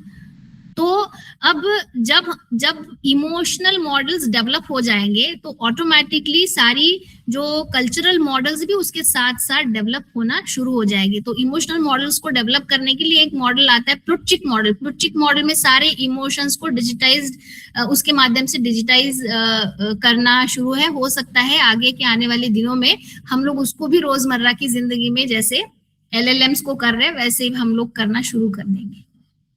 बहुत बहुत धन्यवाद मैम। हमारे अगले श्रोता ने हाथ उठाया है, ये है डॉक्टर अभिलाषा जैन भांगरे। मैम आप अपना प्रश्न मंच पर रख सकती हैं, स्वागत है मैम। नमस्कार सभी को। मैडम नमस्कार। नमस्कार। नमस्कार। मैडम, मेरा ये क्वेश्चन है कि जैसे हम यूट्यूब पर या किसी सोशल प्लेटफॉर्म पर कोई वीडियो या कुछ देखते हैं और जो हमारे दिमाग में चलता है वही चीज सामने आती रहती है, वही वीडियोस या वही, तो क्या ये एआई का ही कमाल है? जी बिल्कुल, वो एआई का ही कमाल है। जैसे कि आपने कहा ना, यूट्यूब पर आप जो देखते हैं और बगल में आपको ऐसे वीडियोस के रिकमेंडेशंस मिलते हैं जो कि आप देखना चाहती है, आपके विषय से संबंधित है। तो इसे एक जो मशीन लर्निंग की भाषा में रिकमेंडेशन सिस्टम बोला जाता है। अब यूट्यूब के साथ ही नहीं, आप कभी अमेजोन पे जाइए और शॉपिंग कीजिएगा और तो आपको ये पता चलेगा ऑनलाइन शॉपिंग में आपने अगर कुर्ती खरीदी है तो उसके साथ में वो बहुत सारे रिकमेंडेशन दे देता है और वो रिकमेंडेशन उसके सिस्टम में, उसके एआई सिस्टम में जो पास्ट हिस्टोरिकल डेटा है, कुर्ती के साथ किसी ने मान लीजिए दुपट्टा खरीद लिया हो, किसी ने कोई क्रीम खरीद ली हो, तो इस तरीके के रिकमेंडेशंस, तो वही विचार आपके मन में भी रहता है, सिमिलर विचार कि हाँ कुर्ती के साथ मैं दुपट्टा खरीद लूं तो सही रहेगा। और तुरंत ही जो एआई का जो हिस्टोरिकल डेटा के आधार पे जो रिकमेंडेशन मिलता है तो आप खुश हो जाती है कि अरे मेरे मन की बात ये समझ ली अमेजोन ने, मेरे मन की बात यूट्यूब ने समझ ली। तो it is all AI. Okay madam, thank you. Thank you. धन्यवाद मैम। मेरा भी प्रश्न यही था, अभिलाषा मैम ने पूछ लिया, बहुत बहुत धन्यवाद मैम। मुझे लगता है कि आज एआई अंतर्यामी के रूप में आ गया है, वो जो हम सोच रहे हैं उसको भी वो जान पा रहा है। और कहीं ना कहीं मैम इसका क्या है ना कि हमारा जो कैमरा है, ब्लूटूथ है, सब कुछ एआई से कनेक्ट है। हम जो बोल रहे हैं कहीं ना कहीं वो कैच कर रहा है, ऐसा मेरा मानना है। बाकी तो आप ही जानते हैं ज्यादा मैम, मैं तो इस क्षेत्र में बस अध्येता हूँ। तो मैडम सॉरी मैडम, इसीलिए शायद जो सार्थक ऐप पर अटेंडेंस लगाई जा रही है उसके लिए विरोध हो रहा है। सार्थक ऐप पर जो अटेंडेंस आया है उसका विरोध है, क्या वो कितना उचित है, कितना सही है? हाँ सही बात है, उसमें डेटा लीक का भी है, मतलब हो सकता है, क्योंकि कितनी सिक्योर सिस्टम है, वही सिक्योरिटी, प्राइवेसी, उसकी अकाउंटेबिलिटी क्या है सिस्टम की। तो ये जरूरी है, विरोध इसलिए होना चाहिए कि उसकी अकाउंटेबिलिटी क्या है। तकनीक को विरोध नहीं होना चाहिए, बट वो कितनी रिस्पॉन्सिबली काम कर रही है, अगर वो टेस्टेड है तो फिर हम लोग आगे बढ़ सकते हैं। पर जब तक वो टेस्टेड नहीं है, कई सारे, अभी पंसारी जी ने ही कहा कि डीआरडीओ के डेटा लीक हो रहे हैं, अब बताइए ये सब हो रहा है, तो हम तो भैया बहुत सामान्य है, हमारे तो आराम से लीक हो जाते हैं। अब आप डार्क वेब पे जाके देखिएगा, डार्क वेब पे आप ही का फोन नंबर कितने लोग बेच रहे होंगे किसी को। बिल्कुल। धन्यवाद मैम। डॉक्टर कृष्ण सर का कुछ प्रश्न है। सर स्वागत है, आप अपना प्रश्न रखिए। यही कहना चाह रही थी कि हमारे पास अक्सर अलग अलग बैंकों से फोन आते हैं कि आपको लोन की रिक्वायरमेंट है, तो ये हमारे नंबर उन्हीं के पास एआई के माध्यम से इस तरह से किसी ने बेच दिए या इस तरह से चले गए हैं अलग लोगों के पास, क्योंकि वो हमारे कॉन्टेक्ट में थे ही नहीं, लेकिन उनके फोन आते हैं रोजाना हमारे पास, आपको लोन चाहिए अलग अलग बैंक से, हम ब्लॉक कर देते हैं, दूसरा फोन आ जाता है। तो ये शायद एआई के माध्यम से चला गया उनके पास। नहीं, देखिए ऐसा है, इसमें पूरी तरीके से एआई नहीं है। आप कभी ना कभी कोई भी ऐप हो, जैसे मान लीजिए आपने प्ले स्टोर से ऐप डाउनलोड कर लिया, आपने कभी मोबाइल पे किसी भी साइट पे अपना मोबाइल नंबर दे दिया, कहीं तो कभी हुआ रहेगा, कभी ना कभी हुआ रहेगा, आपको याद भी नहीं आया होगा और आपने कैजुअली दे दिया। वो फिर ओटीपी के लिए, वेब वेरिफिकेशन के लिए, 2 फैक्टर वेरिफिकेशन के लिए आपको मोबाइल मांग दिया होगा किसी ने, ऑनलाइन माध्यम से, वेबसाइट पर, ये कहीं ना कहीं हुआ है और वहीं से वो डेटा ब्रीच हुआ है। वो जो ऐसे जो डेटा ब्रीच अक्सर होता है, रोजाना काम करते हैं तो कई बार ऐसा होता है, हम ओटीपी या फिर हम खुद ही शेयर करते हैं। बैंक वालों को जहाँ से फोन आ रहे हैं उनसे हमारा कोई कांटेक्ट तो नहीं रहा। और मैंने कई बार देखा है कि मेरे फोन में जो नंबर सेव हैं, वो मेरा कोई साथी नया ग्रुप बनाता है, वो सारे के सारे नंबर उसमें आ जाते हैं, वो सेव कर लेता है उसमें ग्रुप में, जबकि जब आ जाते हैं, जबकि वो उनमें से बहुत सारों को जानता भी नहीं, क्योंकि वो मेरे रिलेटिव हैं। तो ऐसा हो गया ये कॉपी। हाँ, तो मैं वही बताना चाह रही थी कि आपने अनजाने में, जाने अनजाने में नंबर शेयर कर लिया। अब क्या होता है कि जो साइबर क्रिमिनल्स होते हैं, क्रिमिनल्स मैं नहीं बोलूंगी, साइबर हैकर्स होते हैं, यूजर्स, हाँ, तो ये क्या करते हैं, ये ऐसा डेटा स्क्रैप करते हैं, स्क्रैपिंग होती है उसकी, मतलब ये डेटा आपका ही नहीं, ऐसे कितने सारे लाखों करोड़ों यूजर है, ऐसा सबका डेटा वो इकट्ठा करते हैं और उसको डार्क वेब पर बेच देते हैं किसी फ्रॉडेंट एजेंसी को। अब वो जो फ्रॉड वाली एजेंसी है, वो एक एक करके देखती है कि कौन सी मछली अभी हमारे हाथ आएगी। चलिए एक बार डॉक्टर कृष्णा जी को ही कॉल करके फंसाया जाए, तो वो ट्राई करती रहती है और ऐसे कई सारे तरह के फ्रॉड्स हमें देखने को मिलते, कई सारे लोगों के साथ हुए हैं। धन्यवाद मैम। 1-2 प्रश्न और हमारे चैट बॉक्स में आए हैं। पहला है, क्या गूगल और ऐसे ही प्लेटफॉर्म्स में उपलब्ध डाटा को स्कैन करके चैट जीपीटी जैसे ऐप उत्तर देते होंगे? ये देखिए, चैट जीपीटी है लार्ज लैंग्वेज मॉडल्स, जिसे हम लोग बोलते हैं ना चैट जीपीटी का मतलब है जनरेटिव प्री ट्रेन्ड मॉडल्स।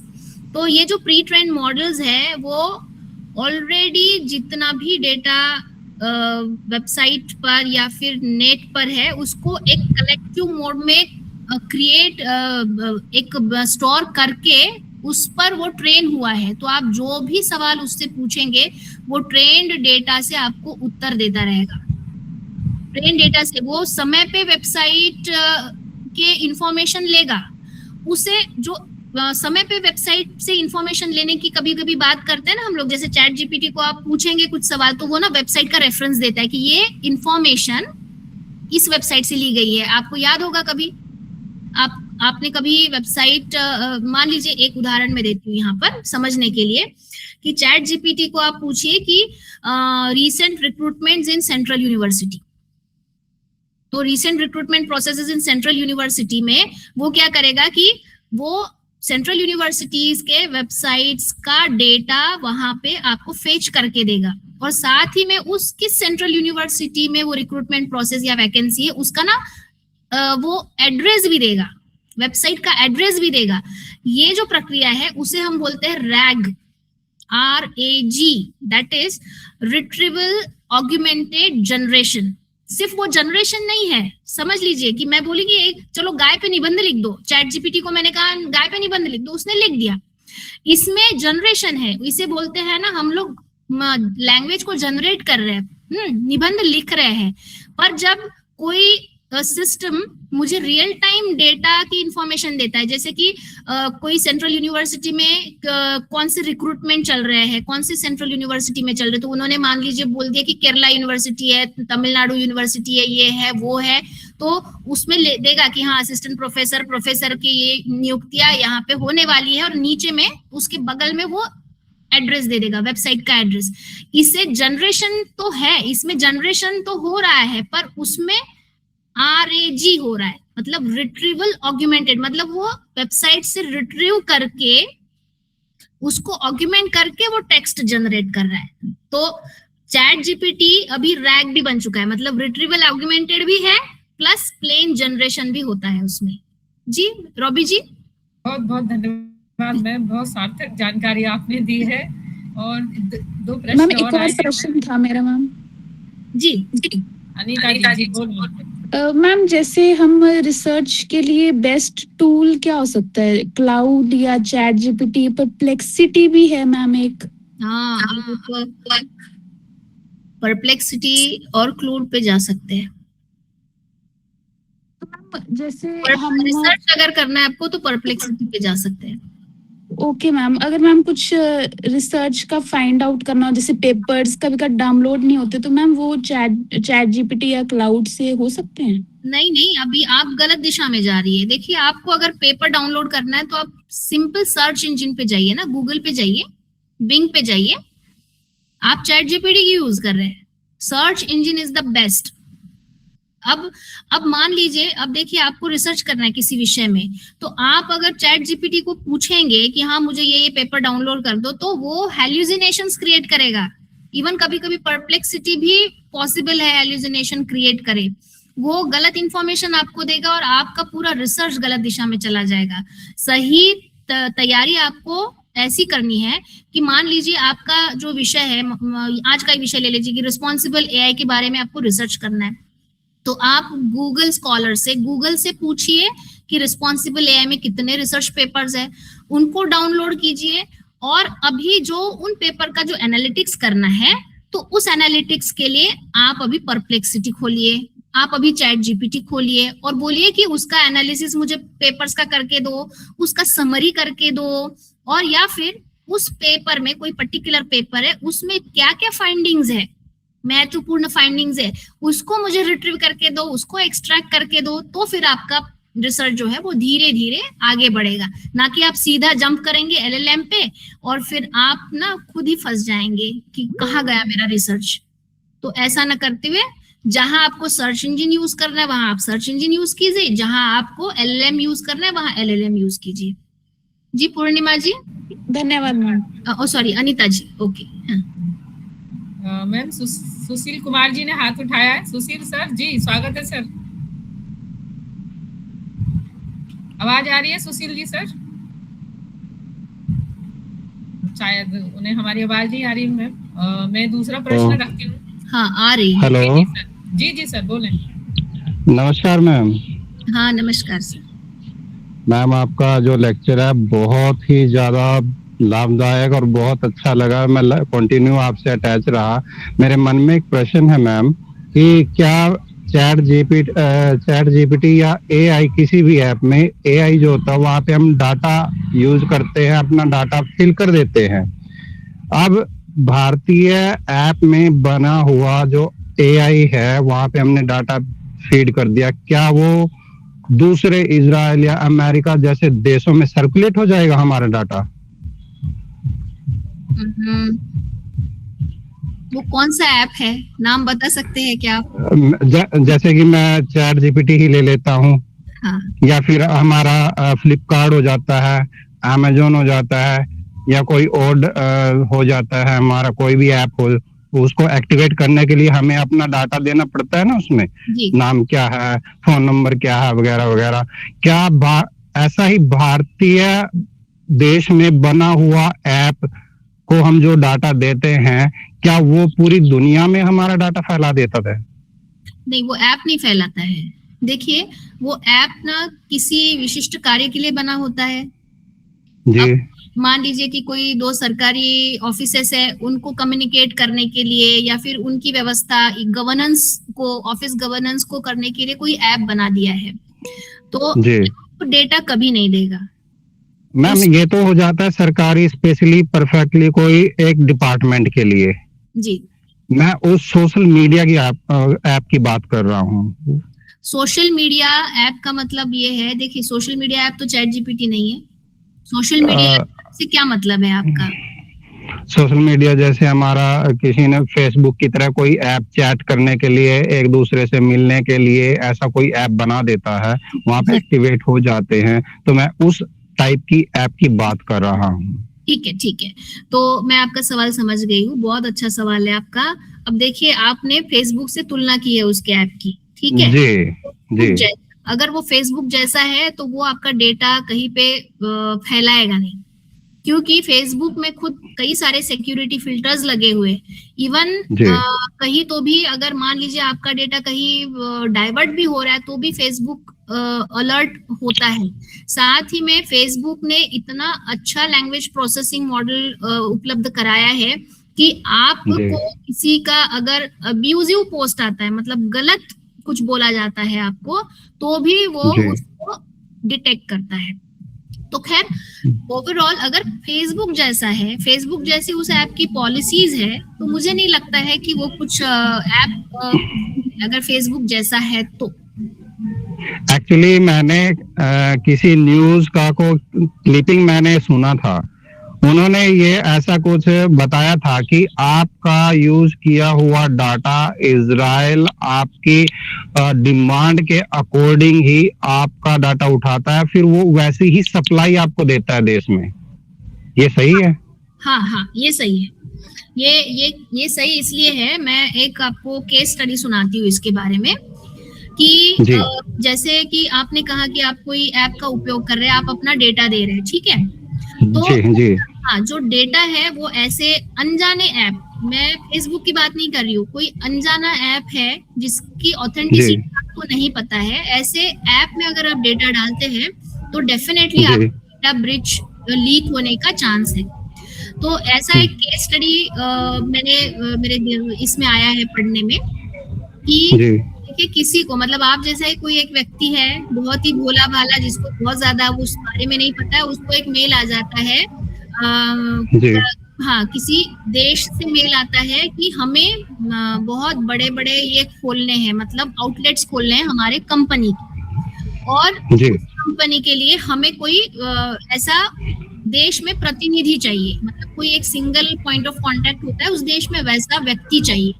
उस व्यक्ति, हाँ, उस व्यक्ति एज अ वो हम लोगों ने आपको चुना है, हम लोगों ने आपका चयन किया है। देखिए वो किस तरीके से उसको भुला रहे हैं। अब उसके बाद में वो चयन करता उसको बार बार मेल भेजता है कि ये लोकेशन जाइए, उस लोकेशन पे जाइए, और अब वो ये बोलता है कि आपको अगर हमारा ऑफर सही लगता है तो आप क्या कीजिए, एक पार्सल हमारा दिल्ली में आ रहा है, किसी जगह पे आ रहा है, उसको छुड़वाने के लिए इतने पैसे आपको भरने हैं, वो आप भर दीजिए और पार्सल छोड़ के उस जगह पे पहुंचा दीजिए। मतलब देखिए किस तरीके से लोगों के इमोशंस के साथ खेला जा रहा है, फिशिंग हो रही है यहाँ पे। तो वो पार्सल छोड़ भी देता है और वो पार्सल उसके कोई भी उपयोग का नहीं रहता, काफी पैसा उसका चला जाता है। तो ये ओरिजिन क्या है, कहीं तो भी उसका डेटा लीक हुआ है ना, उसका ये कहाँ से पता चला, उसके प्रोफाइल के बारे में कि भैया ये नौकरी ढूंढ रहा है, बेरोजगार है, उसको जरूरत है। अब जब जरूरतमंद को जो चीज चाहिए वो अगर मिल जाता है तो खुश नहीं होगा, वो तो बहुत खुश हो जाएगा। देखो मैं ढूंढ रहा था और खुद भगवान ने मुझे खुद ब खुद नौकरी भेज दी। तो इस इमोशंस के साथ रहता है और डेटा होता है। हाँ जी बताइए। मेरे पास भी ऐसी मेल आई थी कि आपको है ना इंटरनेशनल अवार्ड के लिए सेलेक्ट किया गया है और आप अब ये डिटेल भर के भेज दें। तो आप मैंने अप्लाई नहीं किया, कोई मैंने सोचा नहीं, आपको बहुत बहुत बधाई इंटरनेशनल अवार्ड की। मिला आपको? मैम मैम से डिटेल मांग रहे थे, मैंने अप्लाई नहीं किया था। मैम बहुत बधाई आपको कि आपने अप्लाई ही नहीं किया, इसलिए आपने उसके बारे में आगे प्रक्रिया नहीं की। बहुत बधाई आपको। आपने उन्होंने मैं- मुझे इस हाँ जी जी जी। करवाई है, मुझे फिर पैसे मांगेंगे में। मैम क्या भारत का अपना इंटरनेट है? जी क्या भारत का अपना इंटरनेट है? ऐप है, भारतीय ऐप आरटीआई। बिल्कुल है, क्यों नहीं है? जो डाटा हम यूज करते हैं, जो नेट हम यूज करते हैं, क्या वो भारत का खुद का है? बिल्कुल है, भारत का खुद का इंटरनेट है। देखिए क्या होता था पहले, एक पुरानी बात, जब वर्ल्ड वॉर 2 में कम्युनिकेशन करना रहता था तो जो इंटरनेट ये शब्द आया है केवल आदान प्रदान करने के लिए, मतलब डिफेंस पर्पस के लिए था। वो 1960 के दशक की बात है। फिर धीरे धीरे 1980-90 में जब वेब ब्राउजर बने तो डेटा लोगों के पास आने लगा, मतलब वेब ब्राउजर खुलने लगे उनके मशीनों पे, तो वो अभी कमर्शलाइज होने लगा। तो देखिए हर देश की अपनी एक प्रोविंस होती है, उनके अधिकार होते हैं, उनकी लाइनें होती है। जैसे आप देखिए gov.in हमारा डोमेन है, हम खुद का डोमेन, खुद की कनेक्टिविटी, हम हमारे खुद के फाइबर ऑप्टिक्स, इसका पूरा का पूरा हमारा पूरा इंफ्रास्ट्रक्चर इंडिया का है आज के डेट में। क्योंकि ये सवाल इसलिए पूछा क्योंकि अभी जो युद्ध चल रहा है इजराइल और इराक के बीच में, तो अभी उसमें मुद्दा भी उठा था कि अमेरिका का जो इंटरनेट कनेक्शन जो समुद्र के अंदर से जाता है, इराक उसको काट देगा। तो उस समय में मीडिया में भी बैंक जो है वो उनका डाटा गायब हो जाएगा, ये हो जाएगा, इस तरह से, इसीलिए मैंने पूछा ये। धन्यवाद सुनील सर, क्योंकि मंच का थोड़ा समय की गरिमा रहती है और समय सीमा भी रहती है, तो मुझे उम्मीद है आपके प्रश्नों का जवाब आपका बहुत बहुत धन्यवाद। आपका जी बहुत अच्छे से, बहुत बहुत धन्यवाद। बहुत उपयोगी है हमारे। धन्यवाद। Thank you ma'am, thank you. जी जी बहुत धन्यवाद, बहुत धन्यवाद। मैम एक प्रश्न और है, ये है राघवेंद्र सुगधानी, इन्होंने पूछा है कि एआई के द्वारा दार्शनिक चिंतन को समाज में प्रयोग करने से परिवर्तन की अपेक्षा कर सकते हैं? एआई के द्वारा दार्शनिक चिंतन को समाज में प्रयोग करने से परिवर्तन की अपेक्षा कर सकते हैं?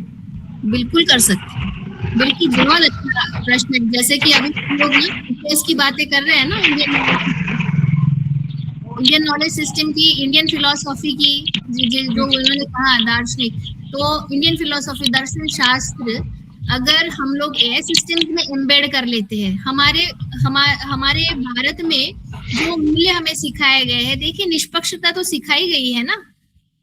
हमारे दार्शनिक तो बोलते हैं ना, कितने बड़े बड़े दार्शनिक, भारतीय दार्शनिक होके गए हैं, वो बोलते हैं कि निष्पक्ष होना चाहिए, भेदभाव नहीं करना चाहिए।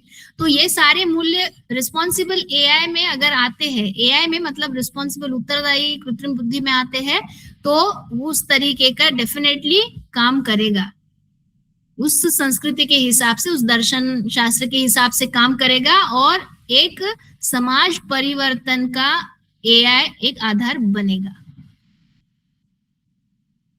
धन्यवाद मैम। एक प्रश्न है या जिज्ञासा है, जिज्ञासा ही कहेंगे हम, ये अविनाश कामले जी की है। इनका कहना है आज एआई कुछ प्रमाण में फ्री है, इसलिए आम लोग इसका उपयोग कर पाते हैं, लेकिन अगर एआई को भुगतान कर उपयोग करना पड़े तो बहुत से लोग इससे दूर रह सकते हैं। एआई के जाल में आज का मनुष्य फंसता जा रहा है, वह अपने हर एक छोटे मोटे काम में उसकी सहायता ले रहा है। आगे उनका प्रश्न है, मनुष्य जीवन भविष्य में एआई पर ही डिपेंड नहीं रहेगा ना? यानी वो पूछना चाह रहे हैं कि क्या मनुष्य आगे एआई पर ही डिपेंड हो जाएगा, ऐसा उनका प्रश्न है। जी मैम। तो सबसे पहले तो उन्होंने कहा कि एआई अभी फ्री है और अभी आगे वो पेड हो सकता है। तो मैं अविनाश जी को पहले बता दूं कि जो फ्री वर्जन हम यूज करते हैं ना, वो उसके 1 और 2% भी नहीं है। मतलब एआई का जो पावर है, अगर चैट जीपीटी का आप पेड वर्जन यूज करेंगे, उसकी कैपेबिलिटी पेड वर्जन में देखेंगे और फ्री वर्जन में देखेंगे, उसमें जमीन आसमान का अंतर है, जमीन आसमान का अंतर है। तो आज से ही मैं बता रही हूँ कि पेड वर्जन आपको अगर अच्छे रिजल्ट चाहिए, मतलब एक एनालिटिकल वे से आप यूज करना चाह रहे हैं, तो आपको पेड वर्जन पे ही जाना पड़ेगा। फ्री वर्जन में वो कैपेबिलिटीज बहुत अच्छे से नहीं मिल पाएगी, एक बात। अब दूसरी बात ये है कि धीरे धीरे ये संभावना है, जैसे चैट जीपीटी हो गया या फिर क्लूड हो गया, परप्लेक्सिटी हो गया, ये सारे के सारे फॉरेन की कंपनियों के मॉडल है। अगर एआई के मॉडल्स पर भारत की जनता निर्भर हो जाती है धीरे धीरे, तो एक डिजिटल डिवाइड बन जाएगा, डिजिटल खाई तैयार हो जाएगी। वो कैसे तैयार हो जाएगी अविनाश जी, मैं आपको बताती हूँ कि जिसके पास में पैसा है वो पावर वाले मॉडल्स, अच्छे मॉडल्स पे अपना पैसा खर्च करके अपना ज्ञानवर्धन करेगा, और जिसके पास पैसा नहीं है, जो गरीब है, वो उन मॉडल्स का उपयोग नहीं कर पाएगा। इससे जो आर्थिक असमानता की हम समाज में बात करते हैं ना, अभी वो डिजिटल असमानता में बदलने की पूरी संभावना है। पैसे वाले बहुत डिजिटली स्ट्रांग हो जाएंगे और जिनके पास पैसे नहीं है वो डिजिटली वीक रहेंगे। और ये संभावना बिल्कुल आपकी जायज है कि हम एआई पे धीरे धीरे डिपेंड होने जा रहे हैं। क्योंकि अभी देखिए, मेरे घर में ब्लिंकिट आता है, मेरे घर में आज जोमेटो आता है, मुझे सारी चीजें समय पे मिल रही है, मैं बिल्कुल बाहर नहीं जा रही। तो ये क्या है? अमेज़न पे शॉपिंग हम करते हैं, घर बैठे सारी चीजें मिल रही है। हमारा जो सामाजिकरण है, मतलब हम जब एक दूसरे से मिलते थे, वो सारी चीजें कम हो रही है। हम केवल मोबाइल में ही फ्रेंड्स को गुड मॉर्निंग, गुड इवनिंग बोलना शुरू कर दिया है। कभी बात होती थी कि भैया संडे को, एवरी संडे, एवरी इवनिंग हम लोग मिलते थे। तो ये सारी चीजें निर्भरता बता रही है, हम निर्भर होते जा रहे हैं। पर एक चीज ऐसी भी है अविनाश जी कि जब कोई चीज बहुत स्विफ्टली बढ़ती है, मतलब उसका जब ग्राफ ऊपर जाता है, तो वो धीरे धीरे नीचे भी आता है। ये प्रकृति का नियम है, ये प्रकृति है। और वो सब जो ऊपर जाता है इतना पीक हो जाएगा कि जब धीरे आएगा तो वो सब बहा के लेके जाएगा। ये मेरा प्रेडिक्शन है। जी मैम, ये न्यूटन का भी प्रेडिक्शन है मैम। तो अविनाश जी, मैंने शायद समाधान कर दिया आपका। जी, उम्मीद है मुझे आपके प्रश्न का जवाब आपको मिल गया होगा सर। अगर कोई अन्य अपना प्रश्न रखना चाहते हैं तो रखें, अन्यथा हम आगे बढ़ते हैं। मुझे लग रहा है मैम अब किसी का कोई प्रश्न नहीं है। सभी को आज की कार्यशाला में बहुत आनंद आया, बहुत ज्ञानवर्धक रहा आज का व्याख्यान। और आप सुनकर आश्चर्यचकित होंगे कि हमारे मंच पर लगभग 100-150 लोग हो जाते हैं और आज 83-85 तक मतलब आंकड़ा पार कर गया है। हम शताब्दी से कुछ ही कम अंक रह गए हैं। तो बहुत बहुत आभार मैम। मैं भी बहुत कुछ सीखी हूँ आज और उसको जरूर अपने कार्यालय में प्रयोग करूंगी। और शायद आने वाले एक विषय पे मैं भी इसी पे एक कार्यशाला रखने वाली हूँ। तो बहुत बहुत धन्यवाद मैम, मेरा ज्ञानवर्धन करने के लिए, हम सभी का ज्ञानवर्धन करने के लिए। अंजलि कुमारी जी को कुछ था, ये देखिए चैट बॉक्स में कुछ दिखा मुझे। अंजलि कुमारी जी, हाँ, इनका एक प्रश्न है मैम, अगर एआई गलत जानकारी दे तो उसकी जिम्मेदारी किसकी होगी? जी जी मैम। हाँ, ये तो मैंने व्याख्यान के दौरान ही बता दिया था। एआई गलत जानकारी अगर देता है तो एआई बनाने, मतलब विकसित करने वाले संगठन की और एआई को उपयोग करने वाले संगठन की उस जिम्मेदारी है। जी धन्यवाद मैम, बहुत बहुत शुक्रिया। जी धन्यवाद मैम। आप अभी किसी का प्रश्न मुझे लग रहा है नहीं मैम, हम आगे बढ़ते हैं। और अध्यक्षीय भाषण की तरफ जाने से पहले मैं थोड़ा सा इसका ब्रीफ अपनी कार्यशाला का रखना चाहूंगी पटल के सामने। बहुत बहुत धन्यवाद मैम आज की कार्यशाला के लिए। आपने अपना कीमती समय हम सबके लिए निकाला और बहुत सारे लोगों का ज्ञानवर्धन हुआ। और आपने जो इतने विस्तृत तरीके से व्याख्यान प्रस्तुत किया कि एआई के क्षेत्र क्या-क्या हैं, कहाँ-कहाँ हम एआई का अपने दैनिक जीवन, कार्यालयी जीवन और विभिन्न सामाजिक क्षेत्रों में इसका प्रयोग कर रहे हैं। इसके उभरते हुए कितने सारे क्षेत्र हैं जहाँ हम इसका प्रयोग आगे करेंगे। इसके साथ-साथ एआई के जो पूर्वाग्रह हैं वो क्योंकि एआई हम ही से डाटा ले रहा है और हमारे ऊपर ही उसका इम्प्लीमेंटेशन कर रहा है। तो ये इन चीज़ों से भी हम परिचित हुए। इसके साथ एआई के पूर्वाग्रहों को कम करना, जैसा मैडम ने बताया कि छोटी आँखें होने पर बज़र का बज जाना या हम सब ये भी देखते हैं कि जब हम व्हाट्सएप इस्तेमाल करते हैं तो उसमें जब अगर हम इमोजी प्रयोग करते हैं तो इमोजी का रंग भी आता है कि आप उसको ब्लैक देंगे, येलोइश देंगे, व्हाइट देंगे, तो ये भी ऐसे कारण हैं जिन पर भी कार्य किया जाना है। तो बहुत-बहुत आभार मैम आपके व्याख्यान के लिए। अब मैं अध्यक्षीय भाषण के लिए डॉक्टर सी जयशंकर बाबू सर को मंच पर आमंत्रित करती हूँ। सर आपका हार्दिक स्वागत है। अध्यक्षीय भाषण के लिए सर धन्यवाद स्वागत है मैम। सर। या मैम सुन पा रहे हैं मुझे? रवि जी धन्यवाद। मेरी आवाज सुन पा रहे हैं ना? जी सर, आपकी आवाज आ रही है सर। स्पष्ट है मेरी बात? जी सर। अच्छा ठीक है। तो आदरणीय हर्षलता पेटकर जी का हार्दिक अभिनंदन। और मुझे बड़ी खुशी इस बात की है कि आज विशेषकर टेक्नोलॉजी को लेकर पहले 2 शब्द मैं कहूँ और फिर हर्षलता जी के साथ उसको जोड़ूं। अब टेक्नोलॉजी आने के बाद उसके उपभोक्ता कम थे। उपभोक्ता ज्यादा तब बढ़ गए जब उनके हाथ में, मतलब उनकी मुट्ठी में तो टेक्नोलॉजी के साधन आ गए, स्मार्टफोन जैसी चीज है। और दूसरा कोरोना जैसे कोई बड़ी महामारी नहीं थी, वो लोगों को उस तरफ मोड़ने की हमारी, वो दोनों तो किया है।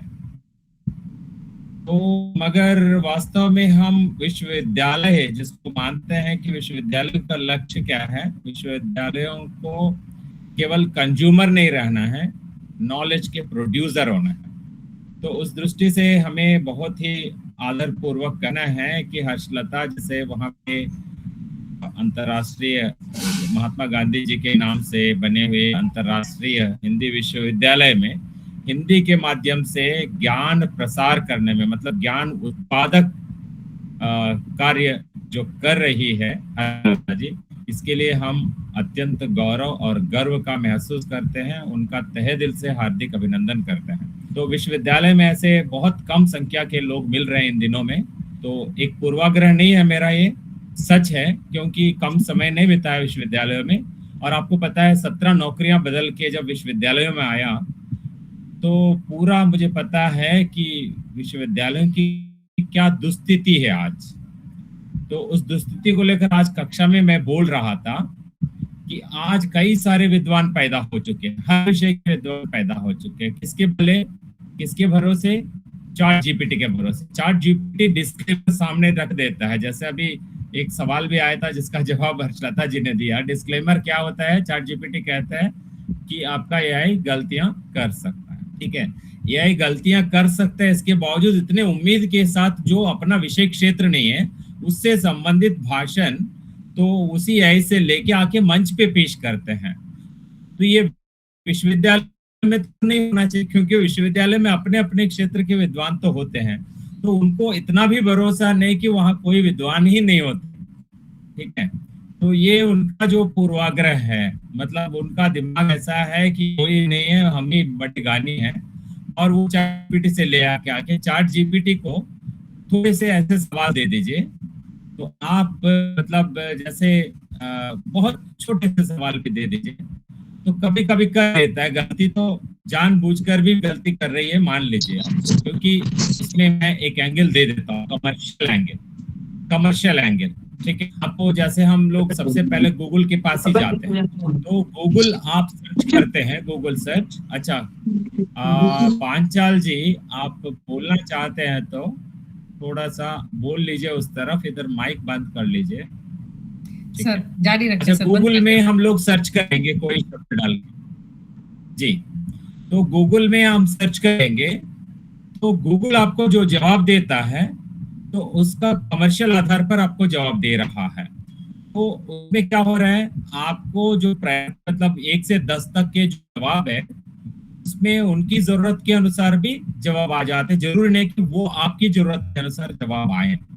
तो कमर्शियल एंगल है वो, तो उसको पार करके तब आपको पता चलता है क्या क्या जवाब दिया, उसमें आपके लिए लायक चीजें क्या है। तो उस तरह ध्यान बहुत कम लोग देते हैं वहाँ, मतलब स्पॉन्सर्ड भी रिजल्ट्स आ जाते हैं। तो स्पॉन्सर्ड रिजल्ट्स के अलावा आजकल क्या है, तो वास्तव में आपको ज्यादा सामग्री अंग्रेजी में तो पता है दुनिया को, और आपकी भाषा में वो सामग्री नहीं है, आपने किसी अपनी मतलब अपनी भाषा की चीज वहां मांगी है जो अंग्रेजी की साइट में है, आपकी अपनी भाषा में वो गूगल अनुवाद के माध्यम से जवाब दे देता है, आप खुश हो जाते हैं। लेकिन वहां ये ध्यान नहीं देते, तो वो मूल जो अंग्रेजी का है आपको आपकी अपनी भाषा में अनुवाद पेश किया जा रहा है ऐसा बता देता है। तो हम सीधा आ जाते हैं आज के विषय पर, क्योंकि उत्तरदायी एआई को लेकर बहुत ही मेहनत करके हर्षलता जी ने आपकी चेतना जगाई है।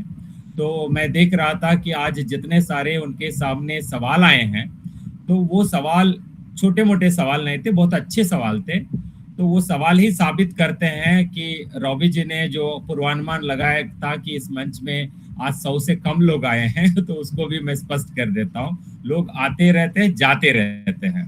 तो जाने वाले आने वालों की संख्या यदि गिनती करें तो यहाँ का ट्रैफिक जो है कभी 100 तो पार हो चुका है, 200 भी पार हो चुका है, क्योंकि उसके लिए एक ऐप अप्लाई, तो कौन कौन आए थे, कब कब आए, कब कब गए, और फिर उस डाटा का विश्लेषण उसी एआई को दे दे, 1 मिनट में वो बता देगा आपके इसमें इतने आए हैं। तो खैर, तो एक छोटी सी परिभाषा से मैं अपनी बात शुरू करूं, क्योंकि ये सब इस मंच पे हमारे जो भाषा प्रौद्योगिकी के जिज्ञासु विद्यार्थी जितने सारे हैं, हमारे विद्यार्थी केवल विद्यार्थी नहीं, कई बड़े प्रोफेसर भी हमारे विद्यार्थी रह गए, क्योंकि उनकी जिज्ञासा जागृत हो गई, ऐसे पाठ्यक्रम में आ गए।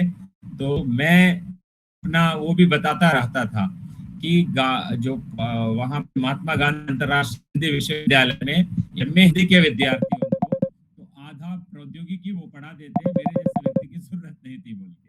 तो उस समय तो ऐसा नहीं हो रहा था।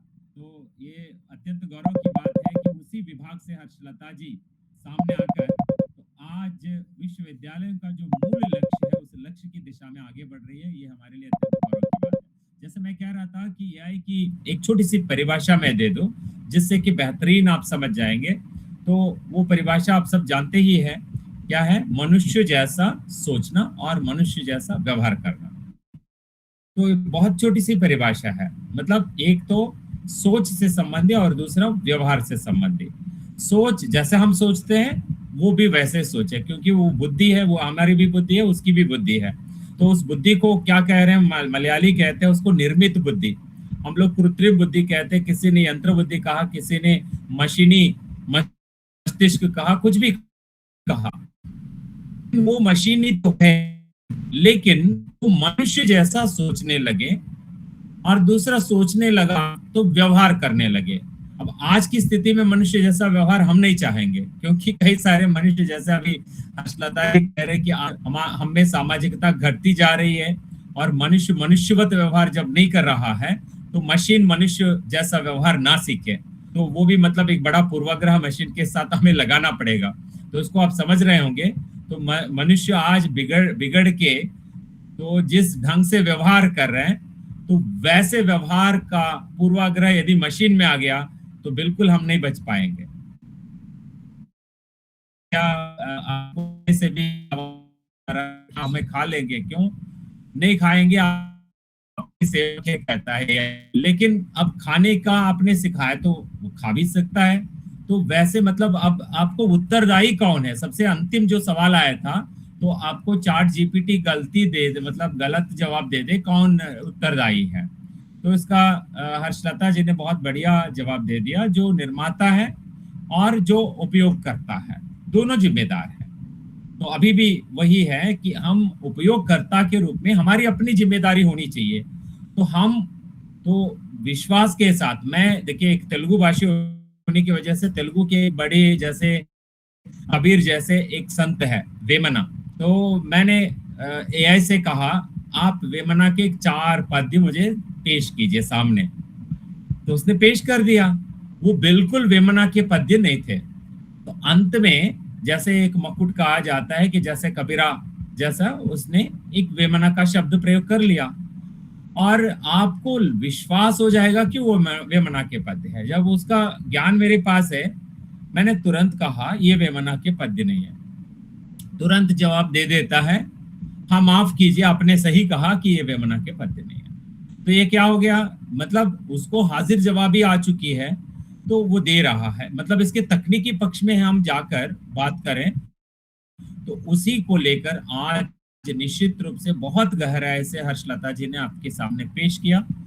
और मतलब हम एक सतही प्रयोगता के रूप में, प्रयोगकर्ता के रूप में जो एआई को लेकर हमारी अपनी पूर्व धारणा होती है या हमारा अपना पूर्वाग्रह होता है, तो उस ढंग से ना लेके गहन दृष्टि आपने पैदा करते हुए तकनीकी दृष्टि से मशीनी पूर्वाग्रह कैसे उत्पन्न हो रहे और उन पूर्वाग्रहों से हम मुक्ति कैसे पाएं, उनको कैसे कम करें। तो उस दौरान आपके सामने जो सवाल आया था विशेषकर आईटी एक्ट को लेकर, जैसे हर्षलता जी ने कहा, अत्यंत महत्वपूर्ण बात है। हमारे पास भारतीय चेतना जो है बहुत ही, आप देखिए 2020 में राष्ट्रीय शिक्षा नीति जो आए हैं उस डॉक्यूमेंट को सामने रखिए, चाहे तो उस डॉक्यूमेंट को दे दीजिए एआई को ही, कहिए कि उस समय तक जो डिजिटल चेतना फैली हुई थी उसके परिप्रेक्ष्य में डॉक्यूमेंट को आप एवेल्युएट कीजिए, कह दीजिए। तो मैं ऐसा काम नहीं किया था क्योंकि मेरा अपने दिमाग से, निर्मित बुद्धि से नहीं, मेरे अपने निमित्त बुद्धि से मैंने किया था।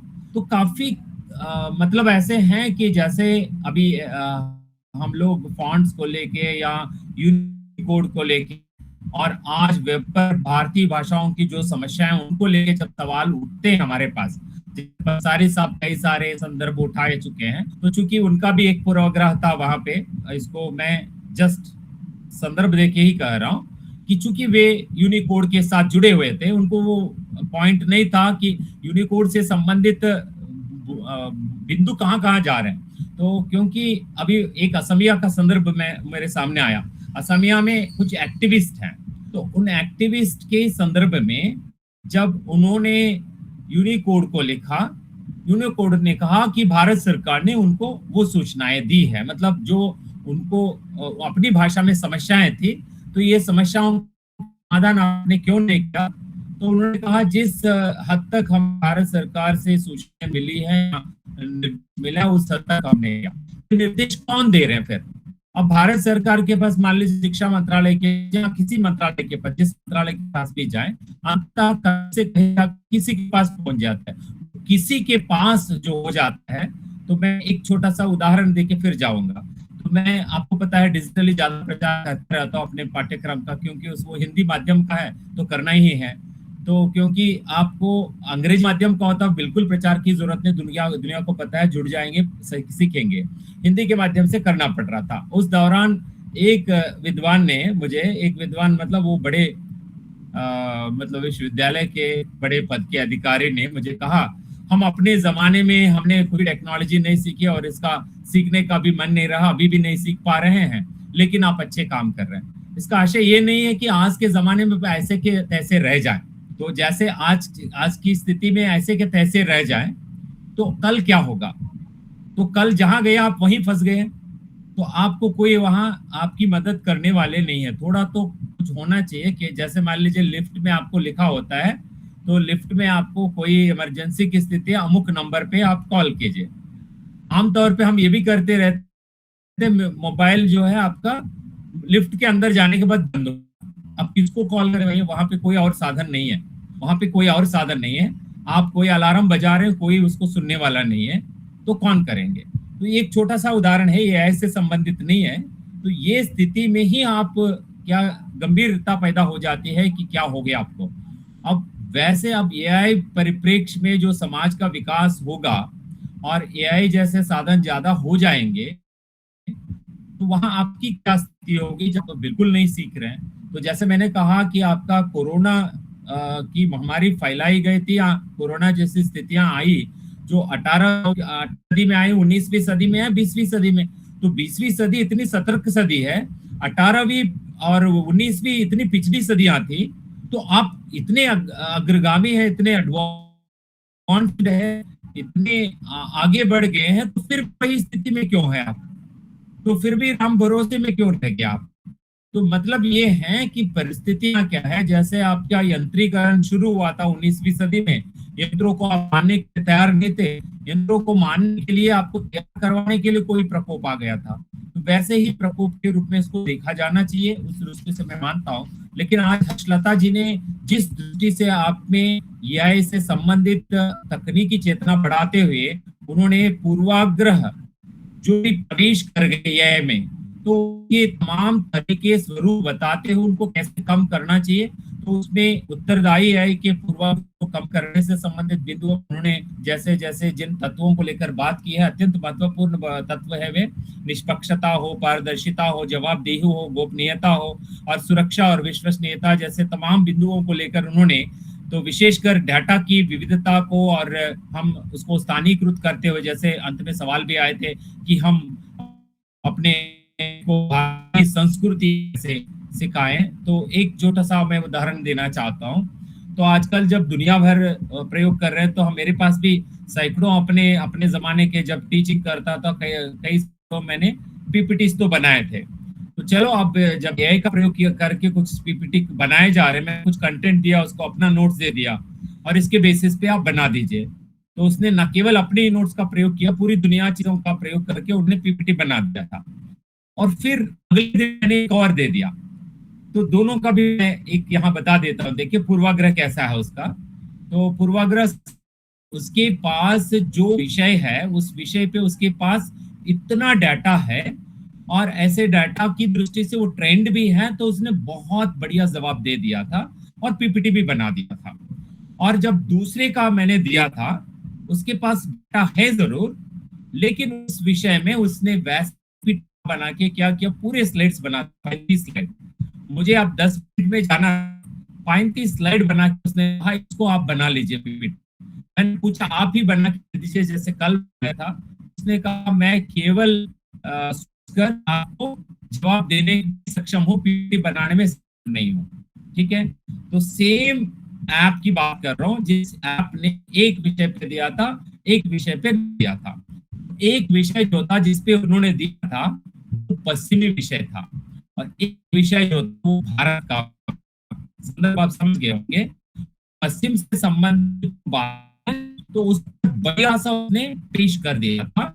और जो भारत का उसने, अभी भी मैंने ट्राई किया 2-3 दिन, मान लीजिए पहले दिन उसका दिमाग थोड़ा खराब हो गया हो, तो दूसरे ढंग से उसको हम थोड़ा सा मतलब उसका दिमाग बदल के, तो उसकी तारीफ कर दी मैंने, बहुत बढ़िया मतलब स्लाइड्स बना दी। तो इसकी PPT दीजिए, ठीक है, नहीं बनाया था। ठीक है, तो यहाँ पे मान लीजिए, इसको मैं तकनीकी दृष्टि से नहीं कहूंगा कि कोई बड़ी कमी है, लेकिन जैसे आप हर्षलता जी को सुनकर आपको तो स्पष्टता है वहां, जैसे ऑल्गोरिथमिक लेवल पे शुरू करके उन्होंने जो भी बातें कही है, तो उस दृष्टि से उसको जो ऑल्गोरिथमिक लेवल पे जो कमी रह गई है उस वजह से भी वो होता हो। ठीक है, विशेषकर उन्होंने जैसे डाटा संबंधी या तो वहां पे निधि संबंधी मतलब भी पूर्वाग्रह है, और दूसरा उन्होंने और तीसरा जो महत्वपूर्ण उन्होंने बताया जैसे सामाजिक, प्रणालीगत या ऐतिहासिक दृष्टि से, विशेषकर भविष्य प्रवक्ता के रूप में ना होकर ऐतिहासिक दृष्टि से, तो उसके जो मतलब पूर्वाग्रह रह गए हैं, तो उसको लेकर जो हर्षलता जी ने कहा ये अत्यंत महत्वपूर्ण है। तो मैं ये कहता हूं कि आज हम लोग जो सचेत होकर काम कर रहे हैं, तो उनका संदर्भ यही है कि जैसे 2013 में मैंने एक आलेख लिखा था कि IT एक्ट, और उस समय तक उसमें ये तो नहीं था, तो उस समय तक की स्थितियों में भारत की स्थिति है उस लेकर मैंने लिखा था। तो मतलब अब भारत तो उसका संज्ञान ले ना ले, लेकिन कई ऐसे मामले हैं जैसे कानून जो बनाए गए थे, कानूनों में तो उन चीजों को दुरुस्त करने के लिए मतलब कानून बनाने की कुछ कानून ऐसे बन रहे हैं कि जैसे उसी से सब कुछ हो जाएगा जैसे। तो जबकि आज जो चेतना चाहिए डिजिटल परिवेश की और AI के विकास के परिप्रेक्ष्य में, चूंकि AI आप द्वारा ही निर्मित बुद्धि है, लेकिन वो बुद्धि कभी ना कभी आप बढ़कर मतलब चूंकि उसकी गति ज्यादा है, तो आप आपके सामने एक किताब है, तो छोटी सी किताब, जैसे मान लीजिए एक छोटी सी किताब है, किताब में एक 50 पन्ने हैं, तो ये 50 पन्ने पढ़ने के लिए कम से कम मुझे 2 घंटे लग जाते हैं। 2 घंटे के बाद ही मैं सक्षम बन पाता, तो इसमें क्या है और इस संबंध में विश्लेषण कर पाता। तो मेरी स्थिति हो, जबकि एक ही स्थिति 50 पन्ने दे दीजिए तो 5 सेकंड का समय नहीं लगेगा, वो आपको जवाब दे रहा है। तो मतलब उसकी क्षमता वहां पे, उसकी गति और उसकी क्षमता जो है आपसे कर खुद जा रही है। लेकिन क्षमता जब बढ़ जाए निश्चित रूप से, तो आप उससे मतलब जो झेलना है झेल पाते हैं। तो यहाँ पे लता जी ने उत्तरदायी AI को लेकर जितने सारी दृष्टियां हमें दी है, विशिष्ट करदायी है कि अभिलक्षणों में जैसे निष्पक्षता, पारदर्शिता, जवाबदेही, गोपनीयता और सुरक्षा और विश्वसनीयता की जो बातें कही है, ये अत्यंत महत्वपूर्ण है। और जैसे हम लोग जैसे इस पाठ्यक्रम को भी जब हमने शुरू किया, भाषा प्रौद्योगिकी संबंधी पाठ्यक्रम, जैसे स्पैम को लेकर भी अभी जैसे कृष्णा आर्या जी ने कहा था कि तो हमारा डाटा कैसा जा रहा है, हमारा बैंक को कैसा मिल रहा है। तो स्पैम रिलेटेड जो भी आपके पास आ रहे हैं, प्रमोशंस जो भी आ रहे हैं, ये न केवल किसी ऐप से ले रहे हैं, सीधा कई सारे इस टाइप के लोग भी बन गए हैं। एक तो डाटा, फॉर एग्जांपल आप इग्नो में एडमिशन ले लीजिए, आपका एडमिशन कंफर्म होने से पहले ही आपके पास एक ईमेल आ जाता है कि इग्नो के, रॉबी जी इग्नो से जुड़ी है, उनको तो पता है, तो आपके असाइनमेंट सॉल्व कर,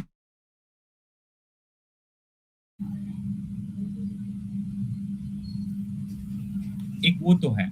और दूसरा क्या है कि आपके डेटाबेसेस, फॉर एग्जांपल हर्षलता जी और हम तो एक पब्लिक डोमेन पे हैं। जैसे मेरे विश्वविद्यालय पे मेरा सारे सूचनाएं मेरी है, वहां पड़ी होती है, क्या मेरा मोबाइल नंबर रहेगा, मेरा ईमेल रहेगा।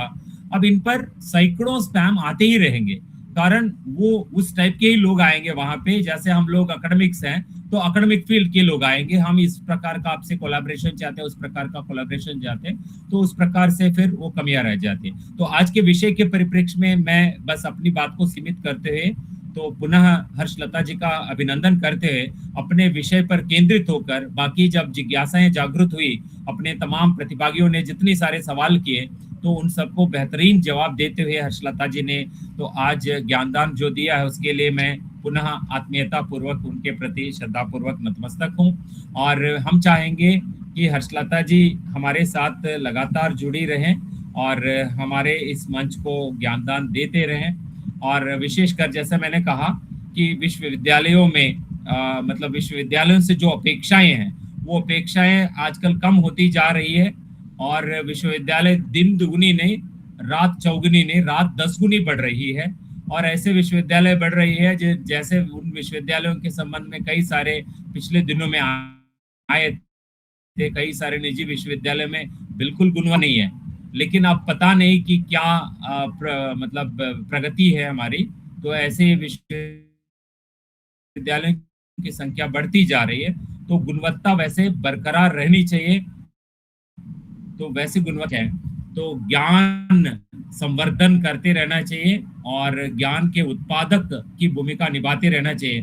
तो वैसी भूमिका निभाने के लिए मैं हर्षलता जी के प्रति पुनः आभारी हूँ, और आगे की कार्रवाई के लिए रॉबी जी को सौंपते हुए, चूंकि आज हमारे इस मंच को ज्ञानदान देकर संवर्धित करने के लिए सबसे पहले इन दोनों का, हर्षलता जी का और रॉबी जी का, चूंकि सफल संचालन रॉबी जी ने किया है, तो उनका हार्दिक अभिनंदन करना का हमारा दायित्व रह गया है। तो मैं 1 मिनट के लिए अपना स्क्रीन शेयर कर रहा हूँ। तो इन दोनों के प्रति हम अपनी कोई बड़ी जिम्मेदारी वैसे नहीं निभा रहे हैं, तो बस एक छोटा सा प्रमाण हम आप सबके समक्ष पेश कर रहे हैं। तो वो प्रमाण है बस एक आत्मीयता का प्रमाण पत्र हम दे रहे हैं। तो उस प्रमाण पत्र को सबसे पहले आप देखेंगे हर्षलता जी का। बहुत बहुत बधाई मैम आपको, इस मंच को सुशोभित करने के लिए आपका दिली आभार मैम, और हमारा ज्ञानवर्धन करने के लिए। आपको भी, आप सभी को बहुत बहुत बधाई।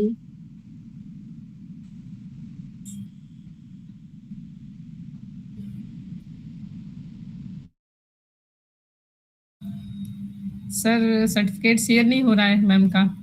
नेटवर्क फिर से आए, फिर आपको प्रमाण पत्र भी दिख जाए। हाँ, तो रॉबी जी मेरे पास जी नेटवर्क सर। की समस्या आई है, फिर भी आपको प्रमाण पत्र दिख रहा होगा ऐसा मैं मानता हूँ। एक सेकेंड, फिर मैं प्रमाण पत्र खोल रहा हूँ। हाँ जी तो प्रमाण पत्र आप लोग देख रहे होंगे। मैं जी हाँ, तो मैं हर्षलता जी का हार्दिक अभिनंदन करना चाहता हूँ। उन्होंने हमारे इस मंच को सुसंवर्धित किया है, तो उनका हार्दिक अभिनंदन। और दूसरे रॉबी जी ने हमारे प्रति आज हमारे इस मंच के लिए जो सेवाएं दी है, विशेषकर सफल संचालन के माध्यम से, और उनको भी ये प्रमाण पत्र सौंपते हुए हमें बड़ी खुशी है। तो रॉबी जी का हार्दिक अभिनंदन। धन्यवाद और सर। अब बाकी अपने तमाम मित्र जो भी जुड़े हैं इस मंच में, तो उन सबको बस एक आग्रह पहले बताकर फिर मैं स्पष्ट कर देता हूं। हमारे पास कम से कम एक कार्यशाला पूरी होने के बाद कम से कम हमारे पास 100 से ज्यादा संदेश आ जाते हैं। हमें प्रमाण पत्र नहीं मिला आज ऐसा संदेश। तो उस संदेश में मैं यही कहना चाहता हूं कि आपके पास वो डिजिटल अवेयरनेस भी जरूरी है।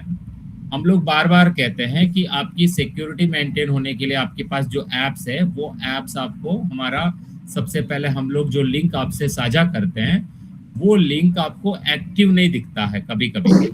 तो अभी हम लोग एक लिंक आपसे साझा करेंगे, वो लिंक फीडबैक फॉर्म में। मान लीजिए वो फीडबैक आपने नहीं भरा तो आपको प्रमाण पत्र नहीं मिलता है। दूसरा, चूंकि एक साथ हमें इतनी बड़ी संख्या में लोगों को प्रमाण पत्र देने हैं, हम मैन्युअली नहीं दे सकते, आपको पता है। तो भारत सरकार का सीईसी है, आपका परिणाम आने के 20 दिन बाद अभी भी प्रमाण पत्र आपको नहीं मिले, किसके? स्वयं कोर्स के। सारे मित्र कहते रहते हैं। तो सीईसी वालों ने कहा वो मैन्युअली कर रहे हैं। मैन्युअली करने से बहुत समय होता है, तो हमने क्या किया, मशीन के माध्यम से ही प्रमाण पत्र देना शुरू कर दे। मशीन ही दे देता है। हाँ, शुरुआती प्रमाण पत्र जो है उमेश जी बना देते हैं, बाकी सारे मशीन बना रहे हैं। तो मशीन बना रहे हैं तो मशीन की कुछ सीमाएं हैं। सीमाएं इसीलिए कि मशीन को हम पैसे नहीं दे रहे हैं, हम निःशुल्क ही काम करवा रहे हैं सभी से।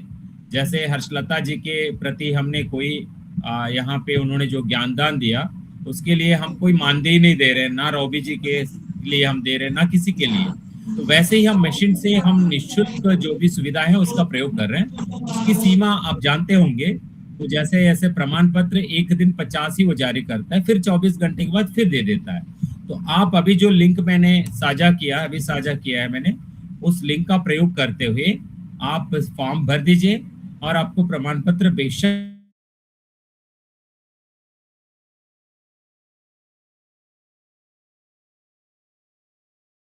को भर दीजिए तो आपको प्रमाण पत्र मिलेगा। मगर इस लिंक को किसी और से साझा ना कीजिए, बस केवल आपके लिए है। और दूसरा, मैं आप सबसे आग्रह ये भी करता हूं कि कृपया आप लोग अपना वीडियो ऑन कीजिए 2 मिनट के लिए, और सब अपना फोटो मतलब स्क्रीनशॉट लेते जाइए। तो मेरे पास फिर से नेटवर्क की समस्या आ रही है, तो कृपया आप सब वीडियो ऑन कीजिए ताकि एक बार स्क्रीनशॉट लेके हम समाप्ति की ओर आगे बढ़े। मेरे पास नेटवर्क की समस्या आई है। रॉबी जी, आपको सुनाई पड़ रहा है तो जरूर स्क्रीनशॉट्स आप भी ले लीजिए, बाकी मित्र भी ले लें, और वीडियो ऑन करते जाइए आप।